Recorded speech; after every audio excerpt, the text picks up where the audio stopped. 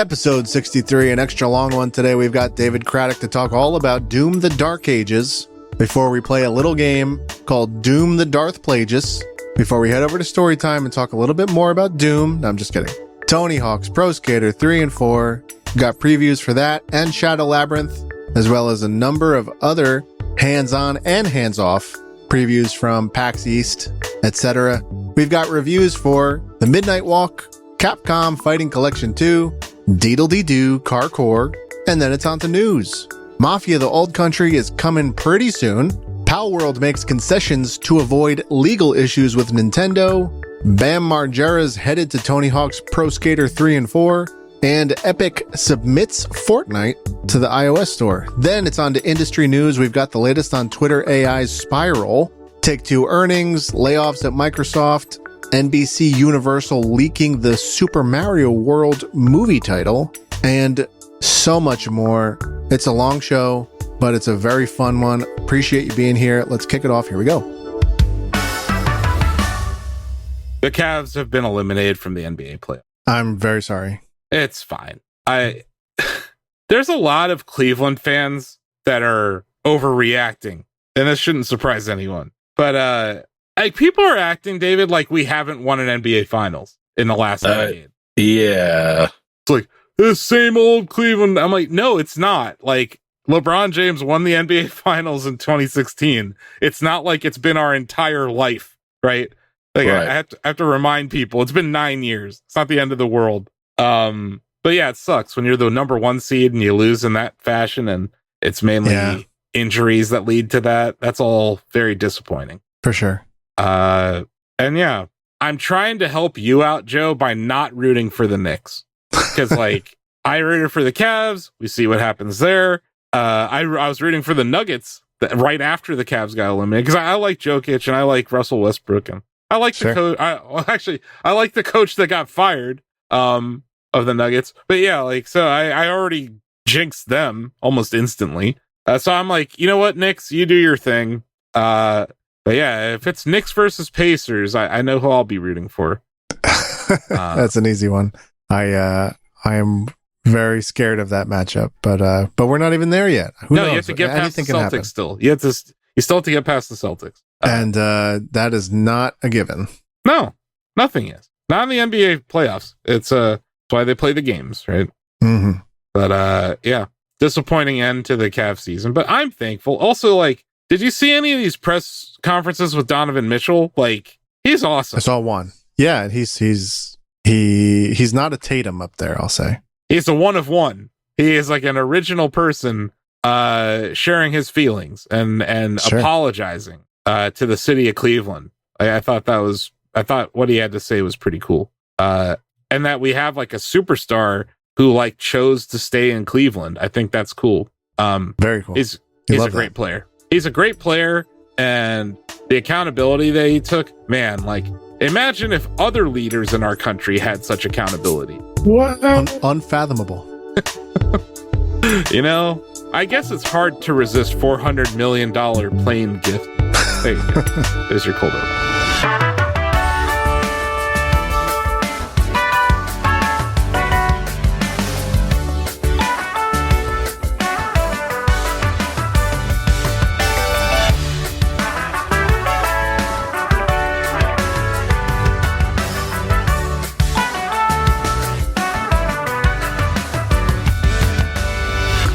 It's Shack Together in America on the internet.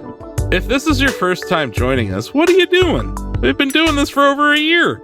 But anyway, thanks for joining us. Shack Together is a Shack News video game podcast featuring myself, Asif Khan, CEO, editor-in-chief, EIEIO over there at Shack News. Our producer, Joe Stasio, is here. Hello. And Long Reads editor, David Craddock, is here. Sorry, I've been playing a lot of Doom, so I'm just grunting now. Dude. Nice. Yeah. We can just get right into it. This is a video game podcast. We talk about what we've been playing. We also lament about Cleveland sports for a few minutes at the beginning of the show, but we talk about what we've been playing lately. So, David, tell us about Doom the Dark Age. Doom the Dark Ages is, I think, the best Doom game since the original. And I stand by that. I saw that in your review, and I was like, I know how high you hold that game among all games. Yep. And I was like, wow, that's a statement. I was like, that's like, that got my eyebrows raised. I was like, wait a second, what is David saying? And then it's true. I kept reading and I understand. It's so good. I know you guys have played a little bit of it. I want to hear your thoughts, but I got to play through the whole thing for review on Shack News. I gave it a 9 out of 10. I love pretty much everything about it except for the dragon. You fly a dragon around for a few levels.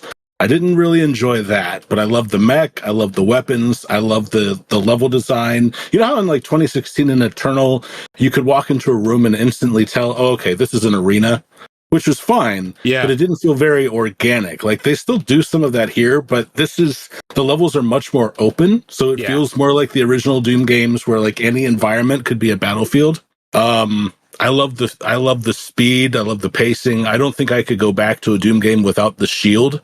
Honestly, like it's that integral to the gameplay. Oh yeah, just the shield bash and how it lets you move and how everything you do in this game has impact. Like you jump into a swarm of enemies and they just explode from the sheer force of your landing.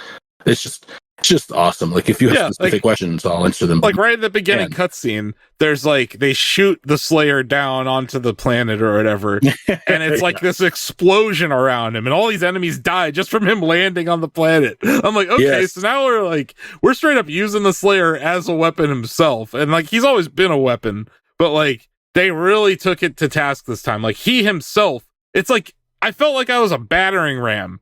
Like the whole the game is just you as a battering ram. And I'm like, I am in. This is like the things that I found frustrating about Eternal are all gone. Like I'd say like one of the first things I noticed, Dave, is they fixed the climbing thing. Cause like climbing was a task in Eternal. And this is one button press, right? Yep. Shield. The locomotion with shield. I was saying like, I cannot wait to see speed runs in this game. Cause like the locomotion, it's just fast, man. This is so much faster than Eternal. At least it feels that way to me. And it's funny because I think a lot of people expected it to be slower since like when you see those early gameplay trailers, what they showed you was, hey, you can use the shield to block and to parry. And so you think, oh, that means I'm going to be standing in place just holding my shield up. But not so. Like I found myself parrying the most while I'm on move. Like I'll see green. You can parry any green projectile, any green attack. So like out of the corner of one eye, I'll see like a green fireball coming at me. I'll parry, I'll turn back, I'll start loading into some other enemies. I circle strafe, parrying. Like you've got so much going on at once. You feel like the ultimate badass, and the shield is at the center of that. And you mentioned something in your review that when I saw it in your gameplay, because we posted clips of like the shield parry gameplay and stuff, where you were saying they took inspiration from like Doom 1 and how it was not just about like killing, it was about dodging projectiles. And that spread fire that I saw there with the green dots, I was like, oh, this is cool. So it's like they took that element from the original Doom and then they added this parry mechanic that makes it even harder to navigate those weapons now. I thought that was super cool because it is like that circular battle that we were fighting for most of the 90s. I found myself already strafe fighting in a circle like within 10 minutes of playing the game. And I was like, okay. So it definitely feels like that Doom formula. To your point about the openness of the arenas, like the way that they're handling it, it seems like, you know, it's a natural door that's closed and then it opens. And I think that's how Doom 2016 did it also. And I'm sure Eternal did. But like, it just, like, to your point, it feels natural. It doesn't feel like I'm in a rectangular area and I'm going to fight and now there's the door. No, it's like you're in this area. There's some points where it tells you this is like a point of no return. Like if you're going to jump off of this cliff, like you're not getting back up that cliff. So if you want to go find a plushie or whatever, I don't know if there's plushies in this game or whatever secrets. I found one secret already. But yeah, like it was, I like all of that. And it just the thing that I'm noticing, and I know Eternal had this too, but I just didn't like locomotion in it. The verticality in the Dark Ages seems to be even more than what we saw in Eternal or 16. So yes, it's and they use that to your advantage. Like I said, like you'll often come to vantage points where you can look down and scope out a battlefield and decide like, okay, I see a Mancubus over there, I see an Arachnotron back there, but I'm going to start by jumping into these fodder enemies just to crush them all by landing. Mm-hmm. And the thing about the parrying, I want to go back to that, is I know a lot of people these days, they hear the word parry and they kind of shudder because they think of like the frame perfect parrying of like a Dark Souls game. Sure. But the cool thing about this game is there are all sorts of modifiers. So you can choose a difficulty level, but then you can go in and modify individual variables of the difficulty. And one of that includes the parrying window. Like if you want a really tight parrying window, you can do that. If you want to basically hold up your shield and have things deflect almost automatically, you can do that too. So it shouldn't stop you from like, don't hear parry and become afraid that, oh man, this is going to be like, Dark Souls or something. It's not like that. I heard parry and I instantly did think Dark Souls and Demon Souls and how I haven't gotten past the first freaking level in Demon Souls still. So I was like very worried that I was going to suck at Doom. I'm happy to report I do not suck at Doom. This is like, and it's fun. Like I like the shield. It's not like, it's a little different than like the Bloodborne parry or like that Souls-like parry. It's not that, like you said, the window's not as big, but also like the projectiles are like telegraphed, so it's not I don't think it's going to be as big of a problem for people, and I just think it opens the, like you mentioned the parry, but like the other aspect of the shield that I think is really cool is like I was mid-air, I locked onto an enemy with the shield and then I dashed at them and killed them, right? So I also like when you do that, you kill a couple of enemies around them too because of that impact, right? I just love how much of a badass you are in this already. Because, like, it's not like you have amnesia and you wake up in 2016 and you're like, oh, okay, I'm good at this. No, it's like you are a killing machine in this game. You're a killing machine in this game. And, like, from the jump, you're just destroying shit. That balance, though, like, is there like a certain drop that you get from parrying versus a regular way of killing? Yeah, you'll get more. I think if you do parrying, so as you go through the game, one of your upgrades is you can affect what happens when you parry. For example, when I parry a projectile, I have these spectral daggers that shoot out all around me and kill enemies. Okay. So I actually, and it's on projectile. So like I still parry melee attacks, but I actually back away from enemies like the really big imps to kind of coerce them into throwing a projectile so I can get those knives going for me. But it's just like if you kill, whether you kill, you parry, you do a melee attack, you'll get like ammo drops, health, and armor shards. Yep. But you get more of one from each attack than you do anything else. So it really behooves you to take advantage. You get the gauntlet on your right arm and you just start punching enemies with it. And I think that unlocks health faster. The glory kill is kind of gone. It's like an execution and then that punch mechanic, like shit just blows up. Like there's no ripping and tearing their head off. Oh, and there is still, but like when it comes to smaller enemies, it's like 1, 2, 3, and they're dead. Yeah. Like there's nothing left of them. It's just bits and pieces on the ground. I do want to say this: the fire in this game looks amazing. Like the environmental, the environmental design. This is the best hell I've ever seen in a video game. Or I don't even know if we're in hell yet. Whatever that place was that I was in that was on fire, I was just like, wow, id Tech 8 is looking real good. It is. I'm still surprised no one really uses their engines. I mean, I know Unreal and Unity are like ubiquitous, but man, id Tech is a sharp looking engine. But like, forget everyone else. Forget like people who would be third party developers on UE.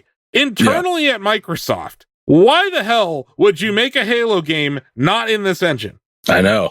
What are you doing? Like, you're gonna make the big announcement, David, was Halo is gonna be made in UE5. It's like, you own id Tech. I want to go back to one thing you said, though. You said you're happy to report that you don't suck at Doom. I think Doom Eternal's cardinal sin was that if you didn't play it exactly the way they expected you to play it, you felt like you sucked at Doom. And I think that no Doom game should ever do that. In this, in Doom Eternal, certain enemies would be weak to certain weapons, but others you just couldn't. Like, I think the Mancubus just shrugged off Super Shotgun Blasts, if I remember correctly. Yeah, you couldn't kill certain enemies with certain weapons. That's for sure. Yes. And in Dark Ages, like, I like some weapons are better than others. I don't think the weapon balance is as good as like the original Doom, where every weapon still serves a purpose after you get an upgrade. Like you can do pretty cool upgrades to the shotgun, but I stuck with the super shotgun, the rocket launcher, the chain shot, and the plasma rifle. And that's the thing about this game. You can choose the weapons you like, and you'll do more than well with them. And then Doom Eternal just didn't have that. Yeah, and like, I don't know, I was fighting, I can't remember, it was just one of the early enemies, and it's like telling you, here's how you fight it, in like the like tutorial-ish kind of setting. And it's like, okay, I can shield dash into him, I can stun him, and I can shoot him, or I can just hit him a bunch. Like, you know? Like, being able to do both to me is super important, because like I said, he feels like a battering ram in this game more than he did, like, it felt like a playground in Doom Eternal, where it's like, here's the pull-up bar, here's the monkey bars. It's like, no, I don't want any of this. And yeah, you're on the ground for a lot of the battle, but you know, you're right. It is like it's definitely, it's different. And I think everyone in the trailers was like, oh, this is going to be a slow and plodding Doom game. And it's like, not at all that. The locomotion is super fast. I was just happy to see that, because I'm like, this is going to be fun, and the music's fun, the environmental design's cool. I'm like, okay, yo, the music is so good. It is so good. I feel like I'm like a hard to please. I'm a curmudgeon with game soundtracks. This is incredible. Incredible. It really is. And I was worried that not having Mick Gordon involved would hurt it, but the soundtrack is a banger for sure. And the mixing, like just how it, like, they're doing that like Joker Dark Knight thing. Do you know what I mean by that? Well, like the discordant chord when certain things happen. It's right. It's like it's dissonant, and then there's also this like like they build so much tension in between in between battles, like you know, in between you know, hordes, I guess, with that like little music trick that like keeps you on edge, even though like nothing's like I was kind of lost for a second, and that little like I was like, oh no, something's behind me. It was such a cool feeling. I honestly just want to get back to it. I was like, oh crap, I got to record a podcast. Yeah, we could just hang up.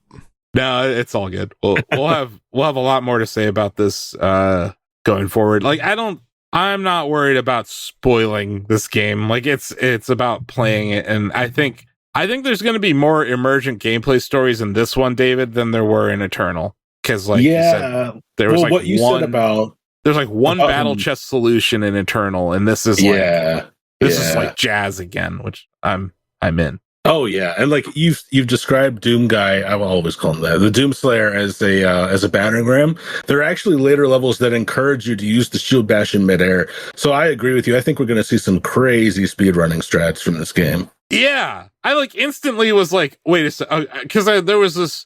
It was like an elevated platform early on, and I'm like, I can't get over there, and I'm like, oh, of course I can. I just have to shield dash. And I was like, oh, okay. Like it's just this. It's so early in the game where I'm not used to it, but I'm like, oh man, this is going to open up all sorts of locomotion, and that's just going to be really fun. And yeah, like it. I am a run and gun Leroy Jenkins kind of first person shooter player. Like I am not the stealth guy ever in a shooter. So like this is so for me, because you're not like, this game doesn't reward you for being stealthy or anything. Like sure, you could, there's probably a way to get through some levels without killing everyone, but like no, it's kind of funny. It, in a very different way, Donkey Kong Bonanza and Doom the Dark Ages, the protagonists are kind of similar. They just, when in doubt, they just punch shit. Yeah. In 2020, we had Doomslayer and Isabelle, and in 2025, we'll have Doomslayer and Donkey Kong. I like it. And their solutions to the problem are very similar. It's like, well, maybe I could hit it with something else. Like, hit it with my fist. I could hit it with a golden banana, or I could hit it with a gauntlet. Without spoiling anything, is there a particular weapon that was like your favorite in the game? Like you mentioned those four. The super shotgun was your favorite. Now that's not the shotgun that I have right now at the beginning, right? Right. So you're talking about, it's combat. Like it's a combat shotgun, which is like and I think it's I won't spoil when you get it, but like, well, I mean, most of the weapons in this game are like, we're deploying the weapon drop, and then you go and you pick it up. Like that's how you find weapons in this game. Yeah. But like the cool thing is, I pretty much ignored the shotgun after I got the super shotgun. But then I looked at someone else's review, and they said they ignored the super shotgun in favor of the shotgun because you can upgrade it like fire 2 rounds like back to back, like boom boom. So it's almost a super shotgun like that. But the reason I love the super shotgun and the chain shot, which is like that ball and chain weapon, is because you can shatter demonic armor with it, and then you just shatter the demon in the next shot. Like they're really big, brutish, and powerful, and they're just really fun to use. And whereas I love the pulverizer, the one that chews up skulls and shoots out the shards. You actually are rewarded with more damage the longer you hold down the button and shoot. So it's like going crazy with the chain gun and the original Dooms. Hold that thing down, spray and pray, and you'll have a lot of fun with it. Is there ammo for the pulverizer? Like, how does that work? There actually is. There's ammo for every weapon. The ammo, it's kind of like Doom Eternal where it's all color coded. Okay. So you can recognize it even all the way across the room. But like there's like a pile of skulls is the ammo for the pulverizer. Which is great, right? Like of course it is. You're chewing up skulls. That makes sense. Yeah. I'm like picturing like Doom Guy has this backpack full of skulls or something. Like, you always have to wonder, like, where is he keeping his rockets for the RPG? Yeah, I know. He's just a walking tank, man. It's under that cloak, his big furry cloak that he has. That's what it is. I gotta say, I love the design, man. Like, Doom Guy looks so cool in this. What's up with his eyes? Do we find out what's up with his eyes? No, I won't spoil what it looks like, but there's a point in the game where he's actually unmasked. So look forward to that. Like, that's probably the only cool thing that happens in the story. And I don't mean to I'm not pooping on the story. It's not bad. It's just kind of serviceable. Like, it's, Earth and Hell are at war. Deploy the Doomslayer. That's the story. Yeah. Like, you're the ultimate weapon against Hell. But there is that point where he's unmasked. The final battles are really, really cool.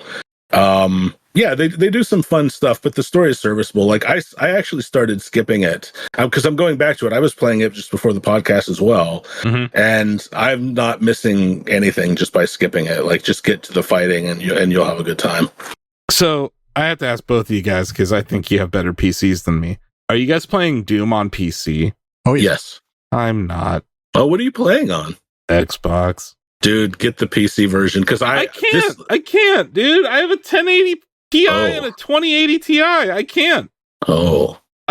My computer's not good enough to play Doom. Welcome to 1993, Asif. I know. Wow. This is like eternal, where I feel like there will come a point when it'll almost be impossible to play on a controller. Or at least I can't conceive of it. But I'm sure it's fine. I just think that you'd have a better experience on PC. You've been talking about building a PC. You should do that this year. Yeah, and get Doom up on it. If the president could just stop ruining the economy for a week, maybe I could find a processor. Well, that's true.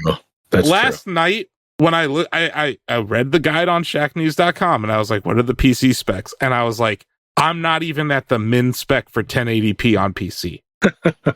And I'm like, I have this stupid Xbox Series X, right? Like, I can use it for something finally.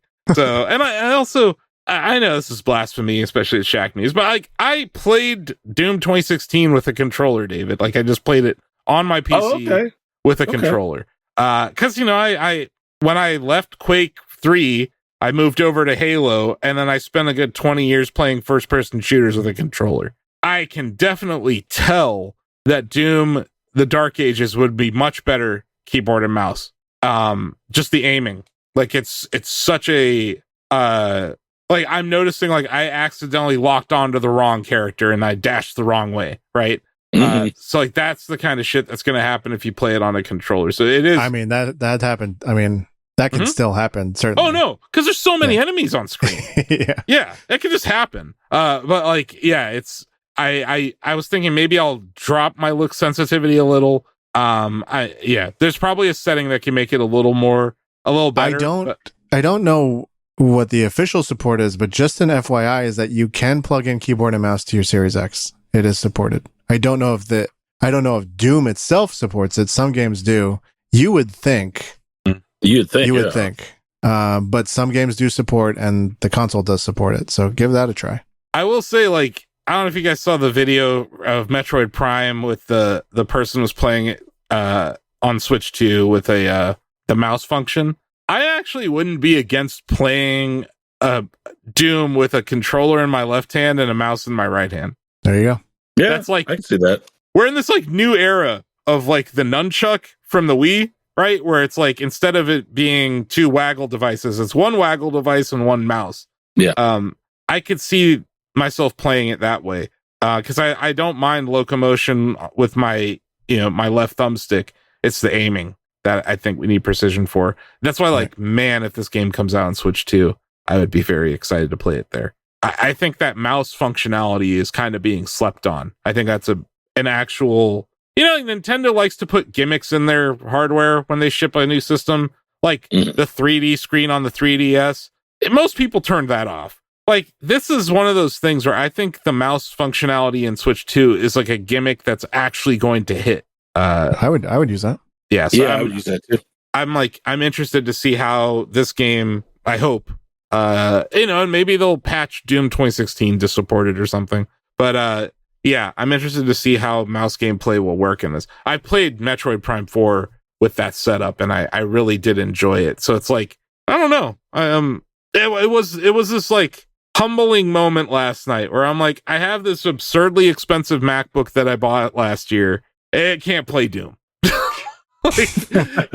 And like the echoes of this to like me in middle school having to go over to my friend's house because he had a Pentium processor and I was rocking a 386 still. It's that all over again. Yep. So now like I pulled up Best Buy and I was like looking at pre-builts and shit, and they're all so expensive now. Yeah, I don't know, man. I'm like, I would love to build a new PC. And I was like, maybe I just get like a pre-built for now, and then I build a PC. Because like, there's multiple games I've missed out on PC this year already. Like, I didn't play Monster Hunter. I played Monster Hunter. I got it running on my PC, but it ran like complete crap, so I stopped playing it.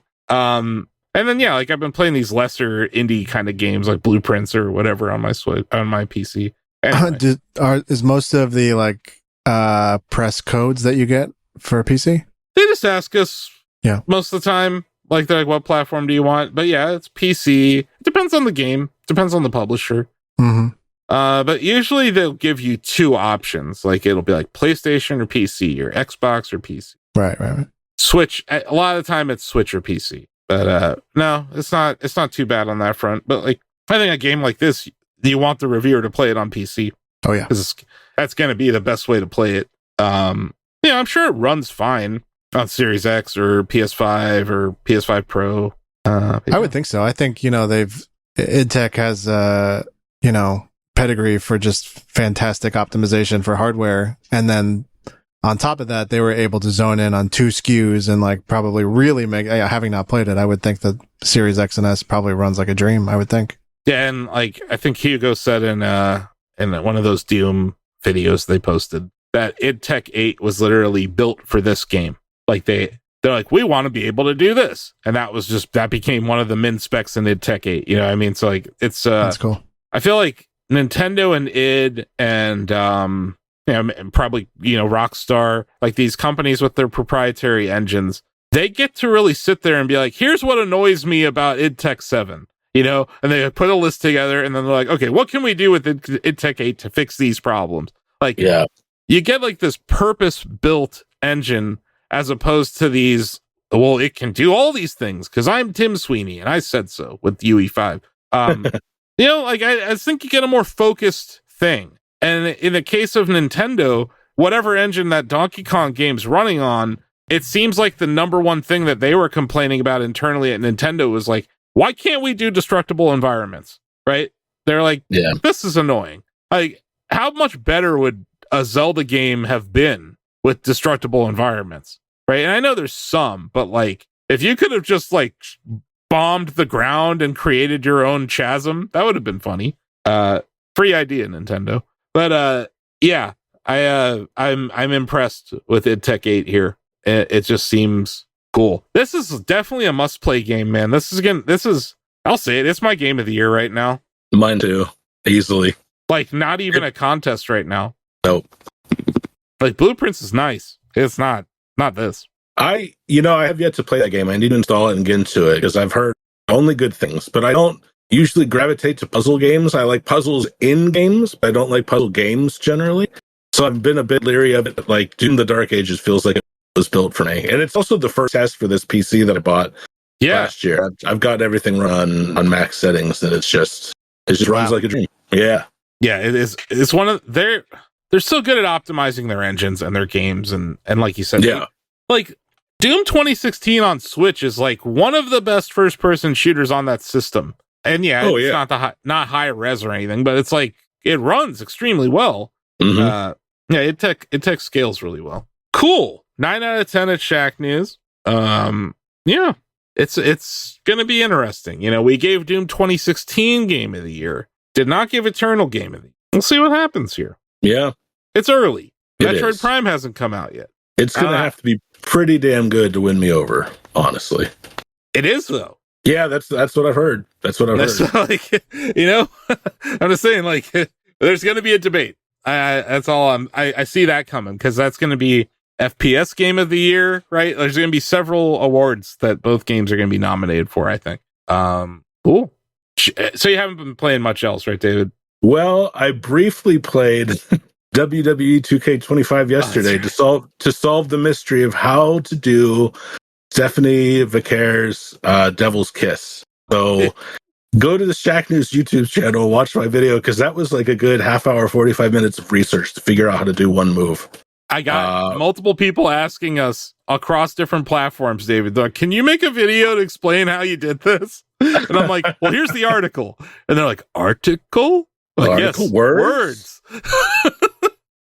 So, fire bad, words bad. But no, I think some people actually read the guide. But yeah, if you need to know how to do it, I think the thing that's really tripping people up, David, you said it when we were talking yesterday, it's not listed as a special move. Yeah, that's the weird thing. It should be. I hope it'll probably be next year, but no, this is a grapple move that you have to do from a very specific situation and circumstance.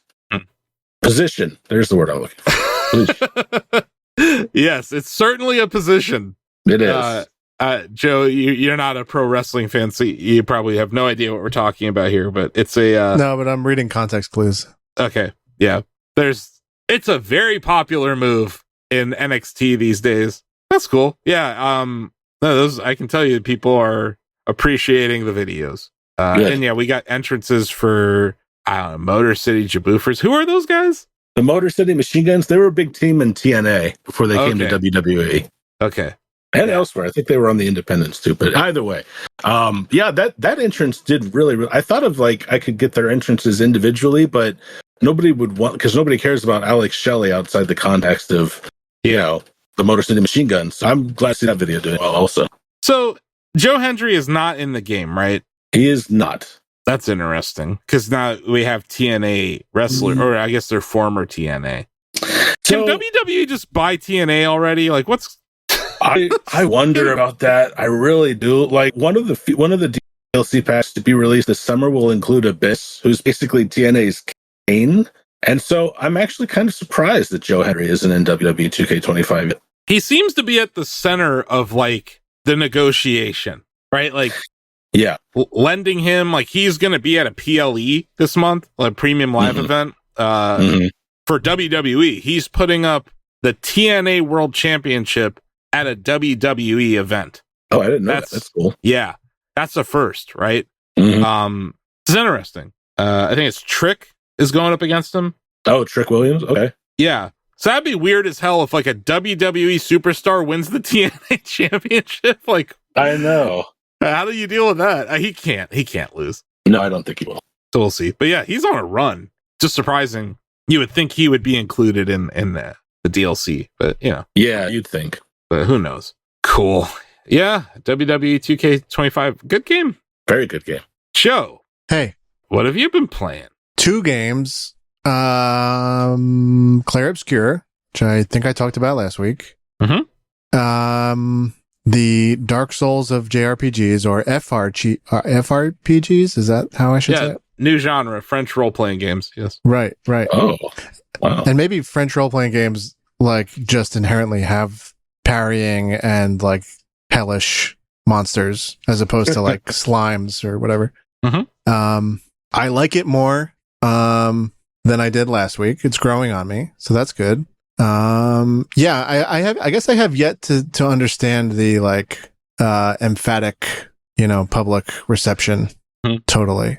So that remains of curiosity to me, like the highest rated game of all time on OpenCritic, or that whole factor is like very interesting to me, because it's just not that I think it's bad or anything. It's just like, what is What's this different? mass appeal that I'm missing here? Yeah. What's different? That's all. Yeah. And like, I know that sounds disparaging. I don't really mean it that way. But there's a disconnect for me. Someone who is playing a very good game, and like it's like a nice story too, right? It's like the small team, and I wonder if that has something to do with it. I don't know. Like I'm I'm coming off as like down on it. I'm not.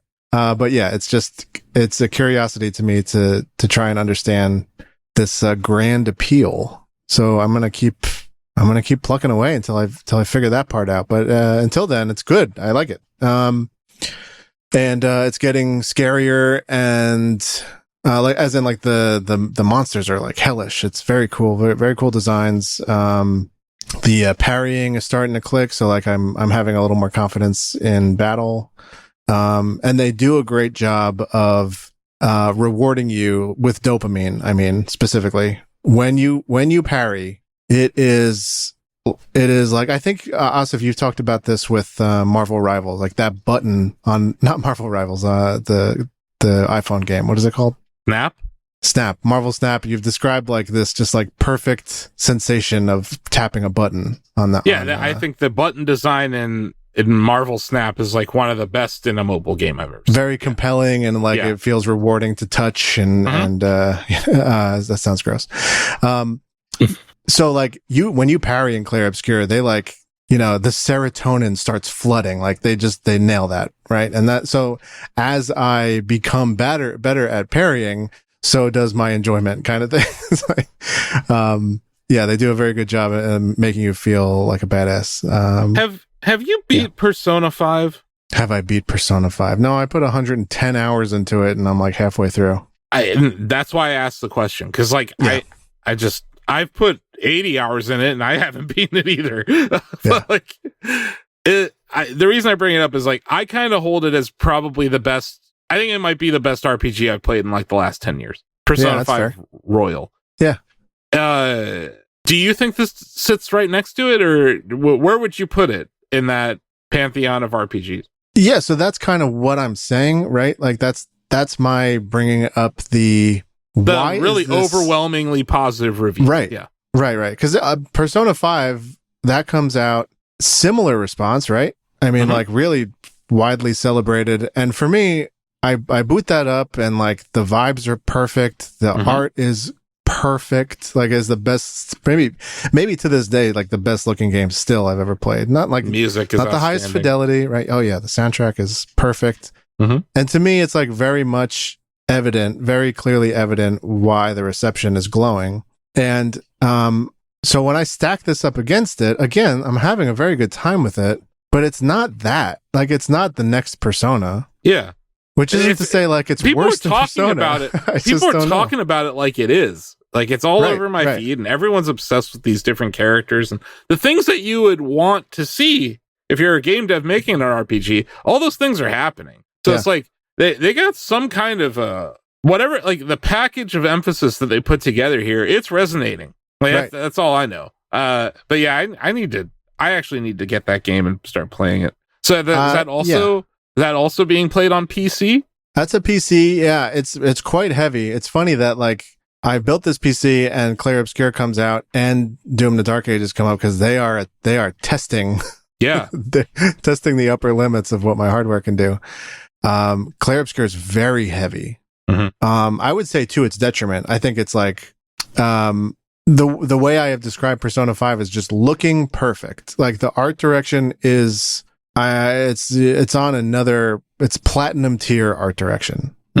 Persona 5 is masterfully executed in terms of like not just the aesthetic, but like the visual language. It's extremely readable. The contrast is, just like the way they use thick black lines against red and white so that everything is so legible. Like that work that was done on Persona 5, just for example, I'm using Persona 5 as an example because you brought it up. I'm not trying to draw necessarily a connection between the two games, but I think it's fair to compare the two because, like you said, the Metacritic for Persona 5 Royal and 5 is very high as this. So I think it's fair to compare the two. Yeah. So that whole thing of like highly legible, just like crystal clear discernment of an object on the screen, like it's very readable, beautiful, something comic booky about it because of the way they color everything. On the other hand, this game, I would say in a bad way, here's a legitimate critique. It is eye chaos. It is like particles and like tons of texture. It's frequently unclear where to walk. And that not only is, I find, disorienting, but like actually has like there's like a hardware cost to that. There's so many different pixels being rendered. It is dense and detailed and a little bit, it's a little much, I think. But anyway, all that to say, like, yeah, my PC, my PC is not having a breeze with it. So you're hearing your fans kick on and stuff while you're playing. Got the coil whine. Yeah. The whole bit. Yep. Nice. But yeah, that, and I also listed, I've been playing Fragpunk, which I don't have a ton to say. I just wanted to mention it because it's like, I find that I'm the person on this podcast that has some strange flavor of the month game I'm playing with my idiot friends. And, so we booted up Fragpunk and it's very vanilla. It's, it's perfectly competent. It's not like, I don't have much to say bad about it other than I found it extremely slow. And now after playing Doom, I wonder what will happen. But even on day one before Doom, it was like molasses. I couldn't believe it. Just based, like, you see the color palette Fragpunk is playing with and the aesthetic. It's like all neon and everything. And it's like, you feel like a slug. Yeah. So just this strange, like the visuals versus the feel of the game are strangely at odds. It's kind of a weird sensation, but, yeah, I'm gonna keep my finger on the pulse of that one now that I can't play X Define anymore because I sold my Xbox. You can't install that game, so we had to move to Fragpunk. R.I.P. R.I.P. And I noticed no GTA 4 listed. So have you not gone back into your adventures with Nico Bellic? No GTA 4. Just so little game time this week. That's fair. Yeah, but and also like new games. There's like brand new games. You can get back to GTA 4. That's right. So what have you been playing? Well, I just played Doom, like literally right before the podcast, and now that's all I can think about. So nice. David, how long is it? It took me about 12 to 15 hours, somewhere in there. That's perfect. Wow. Yeah. Like I don't want a 40-hour Doom game. I want 15 hours that I can play over and over again and get really good at, right? Yeah. That's okay. That I'm happy to hear that because that means like maybe there's a chance I could beat it before Switch 2 comes out. I think you could because I did not go for all the secrets. That was Sam's thing for guides. Yeah. I had to roll credits for the reveal. Yeah. And even, I mean, it's a long game. There are 22 levels and they're all pretty big. So it all depends on like how quickly you can power through them, and you'll find yourself doing that anyway because it's a fast-paced game to begin with. So. But like I am also the guy that like once I clear out an arena, Dave, I love to go pick up all the things I got. I do too. I love to like go. What I found already, and this is not a spoiler, is like that shield dash. You're gonna be able to break down walls with that, and that's gonna lead to secrets.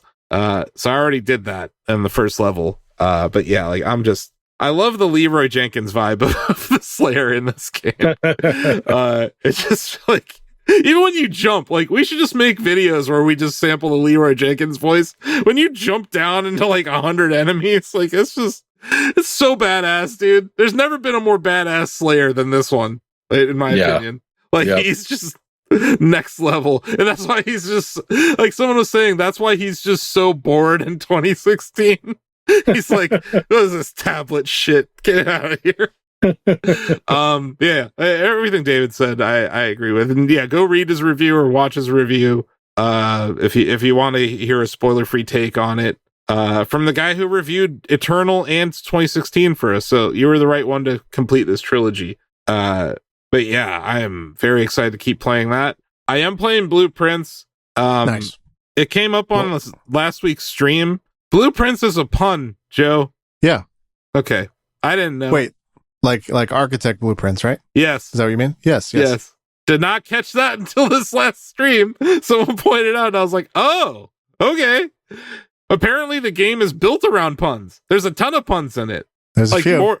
There's like more than one pun in it. I did get to a new room last night, Joe. It's like a hall of mirrors or something. Sure. Yeah. I got there. I don't know what the hell that's about. That's a tricky one. Hey, can you tell me what day you're on? 15. Okay. It's good. It's great. It's a great game. It is pissing me off. Yep. I don't know what I'm doing in some places at this point. Like I found a sledgehammer this last run. Mm-hmm. I found the coat check room where you can leave something. So I found an eye mask, which apparently if you have the eye mask, it gives you more steps when you're in bedrooms. Right. So like, yeah, I'm finding little things. I haven't furthered the narrative at all. That question you asked me last week, I still haven't really moved the narrative forward at all. Mm-hmm. And yeah, I'm playing it once a night. And then yeah, this will surprise our listeners. I have been playing F-Zero 99. What? But even more shocking, I didn't win this week, guys. It was a rough week. It's just very competitive right now. There's a lot of people playing that. The mini world tour is a hit. But also those new Mirror Ace League Grand Prix tracks. David, this is Teleview tracks. They made mirror versions of them. Ooh, that's cool. So it's like brand new tracks. I don't think anyone's ever seen before.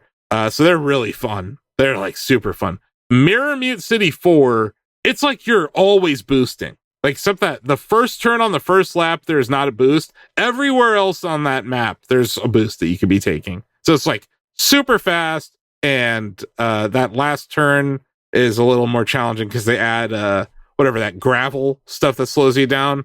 There's like a ton of that in the way. So if you take the turn like you would a normal Mute City final turn, it slows you down. But yeah, loving that. That game's still awesome. But I feel like I always have a little bit of a letdown the week after I win in F-Zero 99.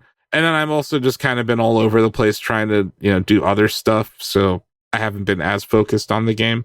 And like the people I'm following on Twitter, there's like a huge competition going on every week. Cause like F-Zero Twitter, like we all know each other. They're all shooting to be ranked number 1 in the world. And one of the guys I follow was ranked number 1 last week. So, it's wild to see that like actually play out. Like the high end of competitive play in that game is so impressive. Like I'm an S11. I'm talking S90 or S50 players. Like just they're so good.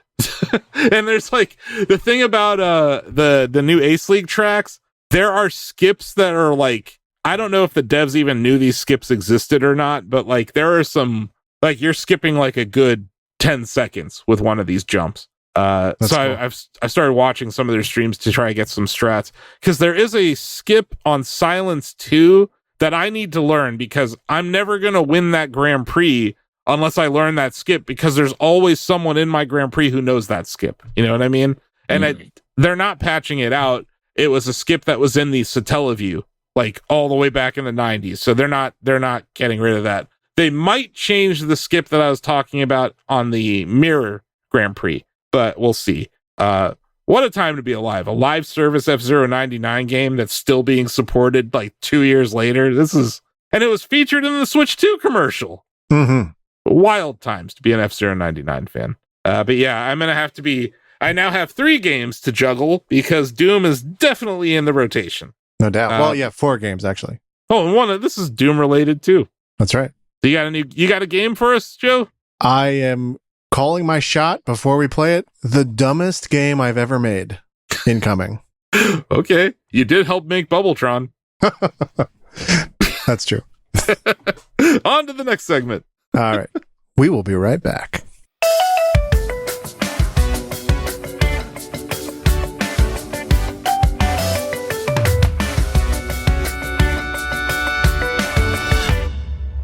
and welcome to Doom the Darth Plagueis. Does that name ring a bell to anyone? Yes. Okay, good. I think we all know the tale of Darth Plagueis the Wise. But you might be asking yourself, what does it have to do with Doom? Well, I'll tell you. It was a remarkable portmanteau that fell just a week after I wanted to do some Star Wars content because of May the 4th. So here we are. So, Oh, okay. it's a bit of a journey I'll take you on. In this game, Doom the Darth Plagueis, I will read a sentence to you, and you will tell me which franchise the sentence more clearly aligns with. So I will read a sentence, and you will say either Doom or Star Wars, depending on what you feel is where that sentence originates from, or more likely is about, I guess is the way I should put it. This is going to be hard for David. He skips all the cutscenes. That's what I meant in the pre-show by if you didn't pay attention in Doom Eternal, maybe this will be harder. We'll find out. All right. Okay, we will alternate. You will each get 10 questions. We will start with Asif. Asif, your question is, and remember, the only possible answers you can give are Doom or Star Wars, or let's make this even stupider. You can only say Darth Plagueis or Dark Ages. Okay. Wait. And did you have a question? Yeah. So is this just Doom the Dark Ages and just Star Wars? Like, is it all Star Wars and all Doom? All Star Wars, all Doom. Even the Rock movie? No Rock movie that I'm aware of. Okay. I just wanted to be extra clear for David and me before we start. Okay. Okay. Asif, you're up first. I was about to say question. I'm just going to say a sentence. Here we go. Yeah. An ancient text contains forbidden knowledge that led to the corruption of its readers. Doom. Fantastic. So bonus points if you know the ancient text. The Necronomicon? I'm sorry. I was looking for the Codex. Wow. In Doom and Doom Eternal, Codex entries contain forbidden knowledge about hell and its demons. David. Yeah. Yes. A powerful energy source that can be harnessed as both a weapon and a means of transportation. Doom. Incorrect. I was looking for Star Wars. The Force is both a weapon and a means of transportation. Think speed and force jump. Transportation? Okay. I was thinking of Argent Energy. Okay. Yeah. Okay. Transportation?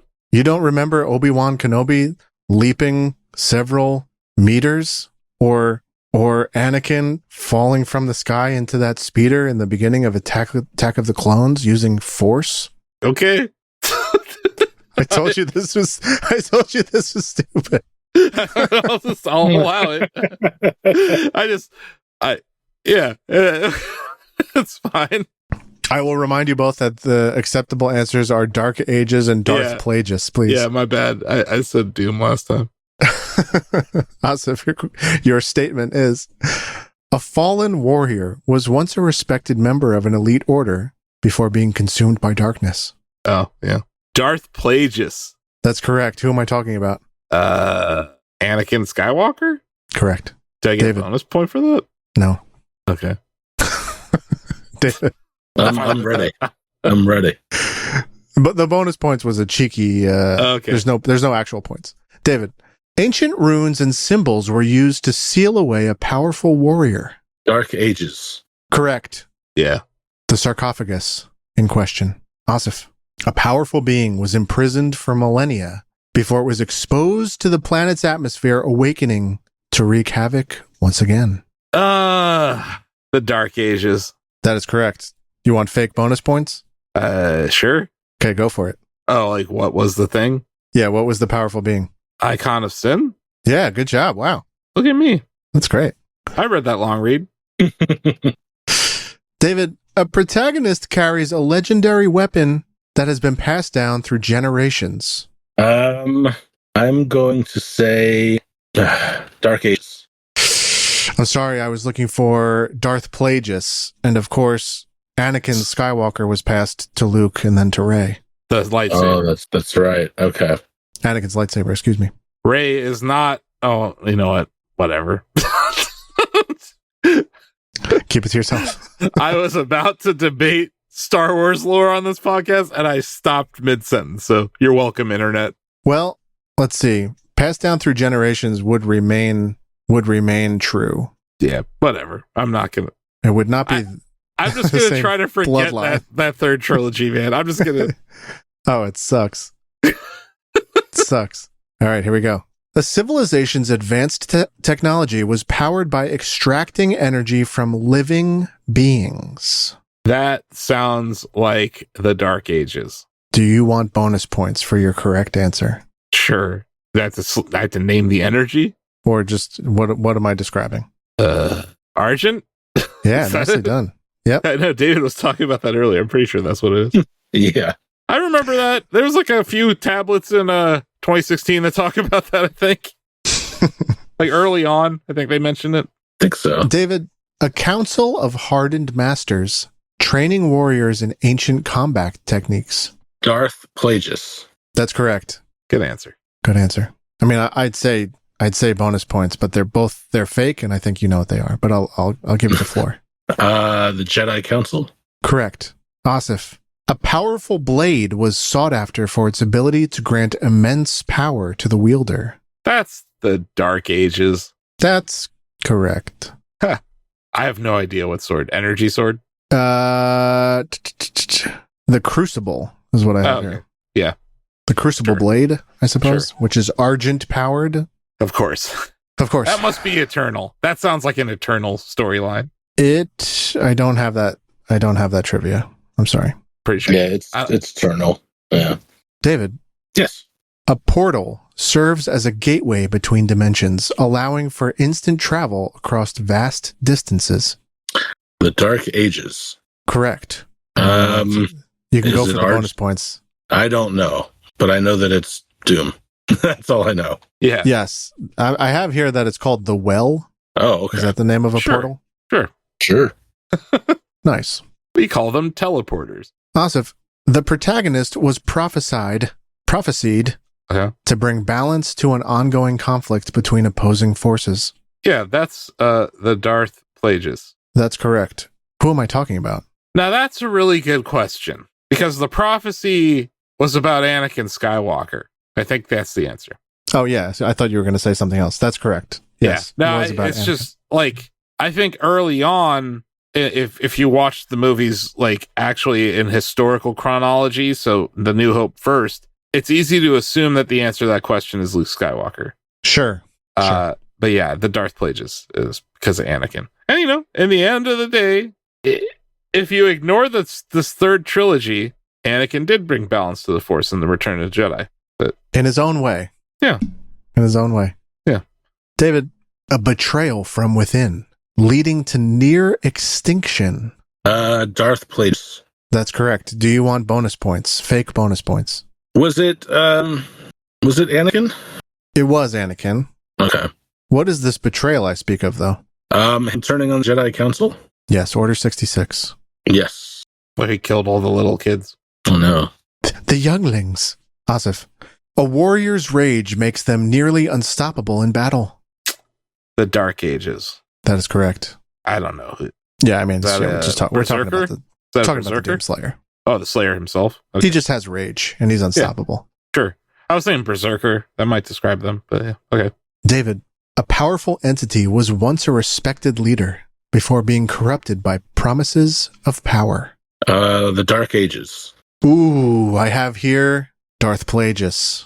But considering your lore is your knowledge of the Dark Ages is respectable, I'll allow you to defend yourself. There's a pretty big betrayal of a once respected leader in the Dark Ages. I don't want to spoil it, but he is respected, and I can't really say any more than that. It's a weak defense, so if I lose, I lose. Well, here's my question. Okay. Is this respected leader the one who betrays or the one who is betrayed? The one who betrays. I'll give you the point. Nicely done. Okay. We were, of course, talking about Emperor Palpatine, though. That was my first thought, but having just finished the game, I thought maybe. Asif, ancient temples contain secrets about defeating an evil that has existed for millennia. Man, that could really be either of these. I'm I'm gonna say the Dark Ages. That's correct. More specifically, in Doom Eternal. Which is why I was like scratching my head. The temples of the Night Sentinels Sure. contain many secrets about defeating a demonic force. Of course you need them because everything, it's like Lego instructions to kill anything in that game. They should make like that Nintendo Switch 2 World Tour? They need to make one of those for Doom Eternal just to explain all the different enemies. Anyway, I didn't like that game. David, a blood-forged blade to cut through virtually any material with ease. The Dark Ages. Correct. Yeah, how's that not Doom? Blood forged? I was trying to throw you off. Hey, we doused this sword in blood. Oh, it's from this Disney movie. I think it's the power sword you use in Doom Eternal, but I could be wrong. Yeah, that sword I have cool. I have a Crucible blade listed here. Yeah, but it might be the same thing. Yeah. It's the Doom guy's lightsaber. Nice. Here we go, Asif. You have 1, 2, 2. You have 3. There's 3 questions left. Here we go. Okay. This powerful figure was granted immortality through unnatural means, defying the normal cycle of life and death. The Dark Ages. Ooh, I'm sorry. This was, of course, the titular tragedy of Darth Plagueis the Wise. What? He cheated death. Where? Can you just tell me where? What movie or? I think it's a throwaway line in the prequels. Where yes, this is said in a film, and then deeply expanded upon in novellas, as I understand it. Okay. Yes, yeah, it's like I think it was like Qui-Gon like whispering to Anakin or Obi-Wan or something like that, saying like, "Don't you know the tale of Darth Plagueis the Wise? He cheated death," and it was one of those lines, and then you forget about it. Here we go. Fine. Of course, the prequel got me. A throwaway line in a prequel. It's also a meme. I understand. A famously memed line. I thought maybe you guys would know it. Oh. David, a journey begins after the destruction of an establishment that they were sworn to protect. Oh, this is tough. Can you say it one more time? A journey begins after the destruction of an establishment that they were sworn to protect. I'm going to say the Dark Ages. Correct. Fake bonus points. I think it's mentioned when the Doomslayer wakes up at the beginning of Doom 2016, but I don't know what it is. I can't remember what it's called. That's correct. The establishment is, of course, the Mars UAC facility. Yes. Okay. Doom 2016 is correct. Okay. Asif, your final question. Oh boy. This ancient civilization fell after its leaders became obsessed with harnessing energy. The Dark Ages. Correct. What's the name of the civilization for 0 extra points? Oh no. In Halliburton.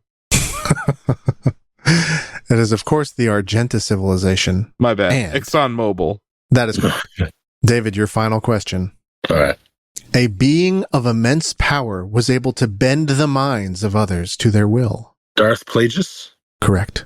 And it just sounded like a Star Wars thing, so I will not go for 0 bonus points. It's Palpatine. Coward. You coward. Yes, It is a Sith mind control technique, so Palpatine would be the closest we have to that. Okay. Well, then again, Snoke. there's Return of the Jedi. There's, Jabba's palace when Luke walks in and he gets past the guards and all that. Oh, right. The final tally is in. Oh boy. In the game of Doom, the Darth Plagueis, the stupidest game I've ever made, and like the least defensible, our winner is Asif by 1 point, 9-8. Well done. Wow.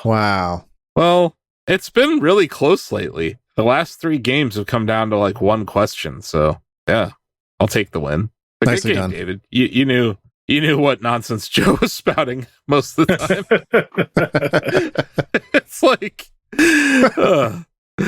my knowledge of those prequels is not.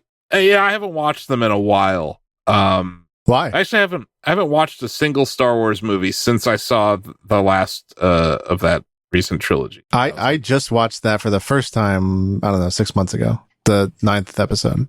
The Rise of Skywalker or whatever. Yeah. Yeah. That certainly was a film. It was Just as bad as everyone said it was. Look, it's like stay away from politics and Star Wars, right? And religion. I mean, that's like such a widely held opinion, though, isn't it? I love Star Wars. Or, I grew up loving Star Wars. This latest stuff is brutal. I just think it's really smart to have one writer for the first movie, one director for the first movie, and then completely flip it on its head for the second movie, but then to go back to that guy for the third movie. That's really smart storytelling. Sure. It's like, David, you should write Stay a While and Listen, but then don't write the sequel and then write the third one. Yeah. That's always how storytellers want to operate, I'm sure. That's like how like a writing class in a college might work. It's like, okay, now pick up where they left off. Yeah, it's like a creative writing course. Yeah. Not a multi-billion-dollar franchise, Disney. This is funny. It's so funny to like put like id Software versus Disney was basically what that trivia was, and that's just funny to me. And I know that it wasn't always Disney, but it's basically been Disney for a while. Yeah. Now. Awesome. Well, good game, Joe. Yep. Congratulations on your victory, and GG's. Darth Plagueis. Oh, okay, yeah. Well, we'll be right back with story time, so stay tuned.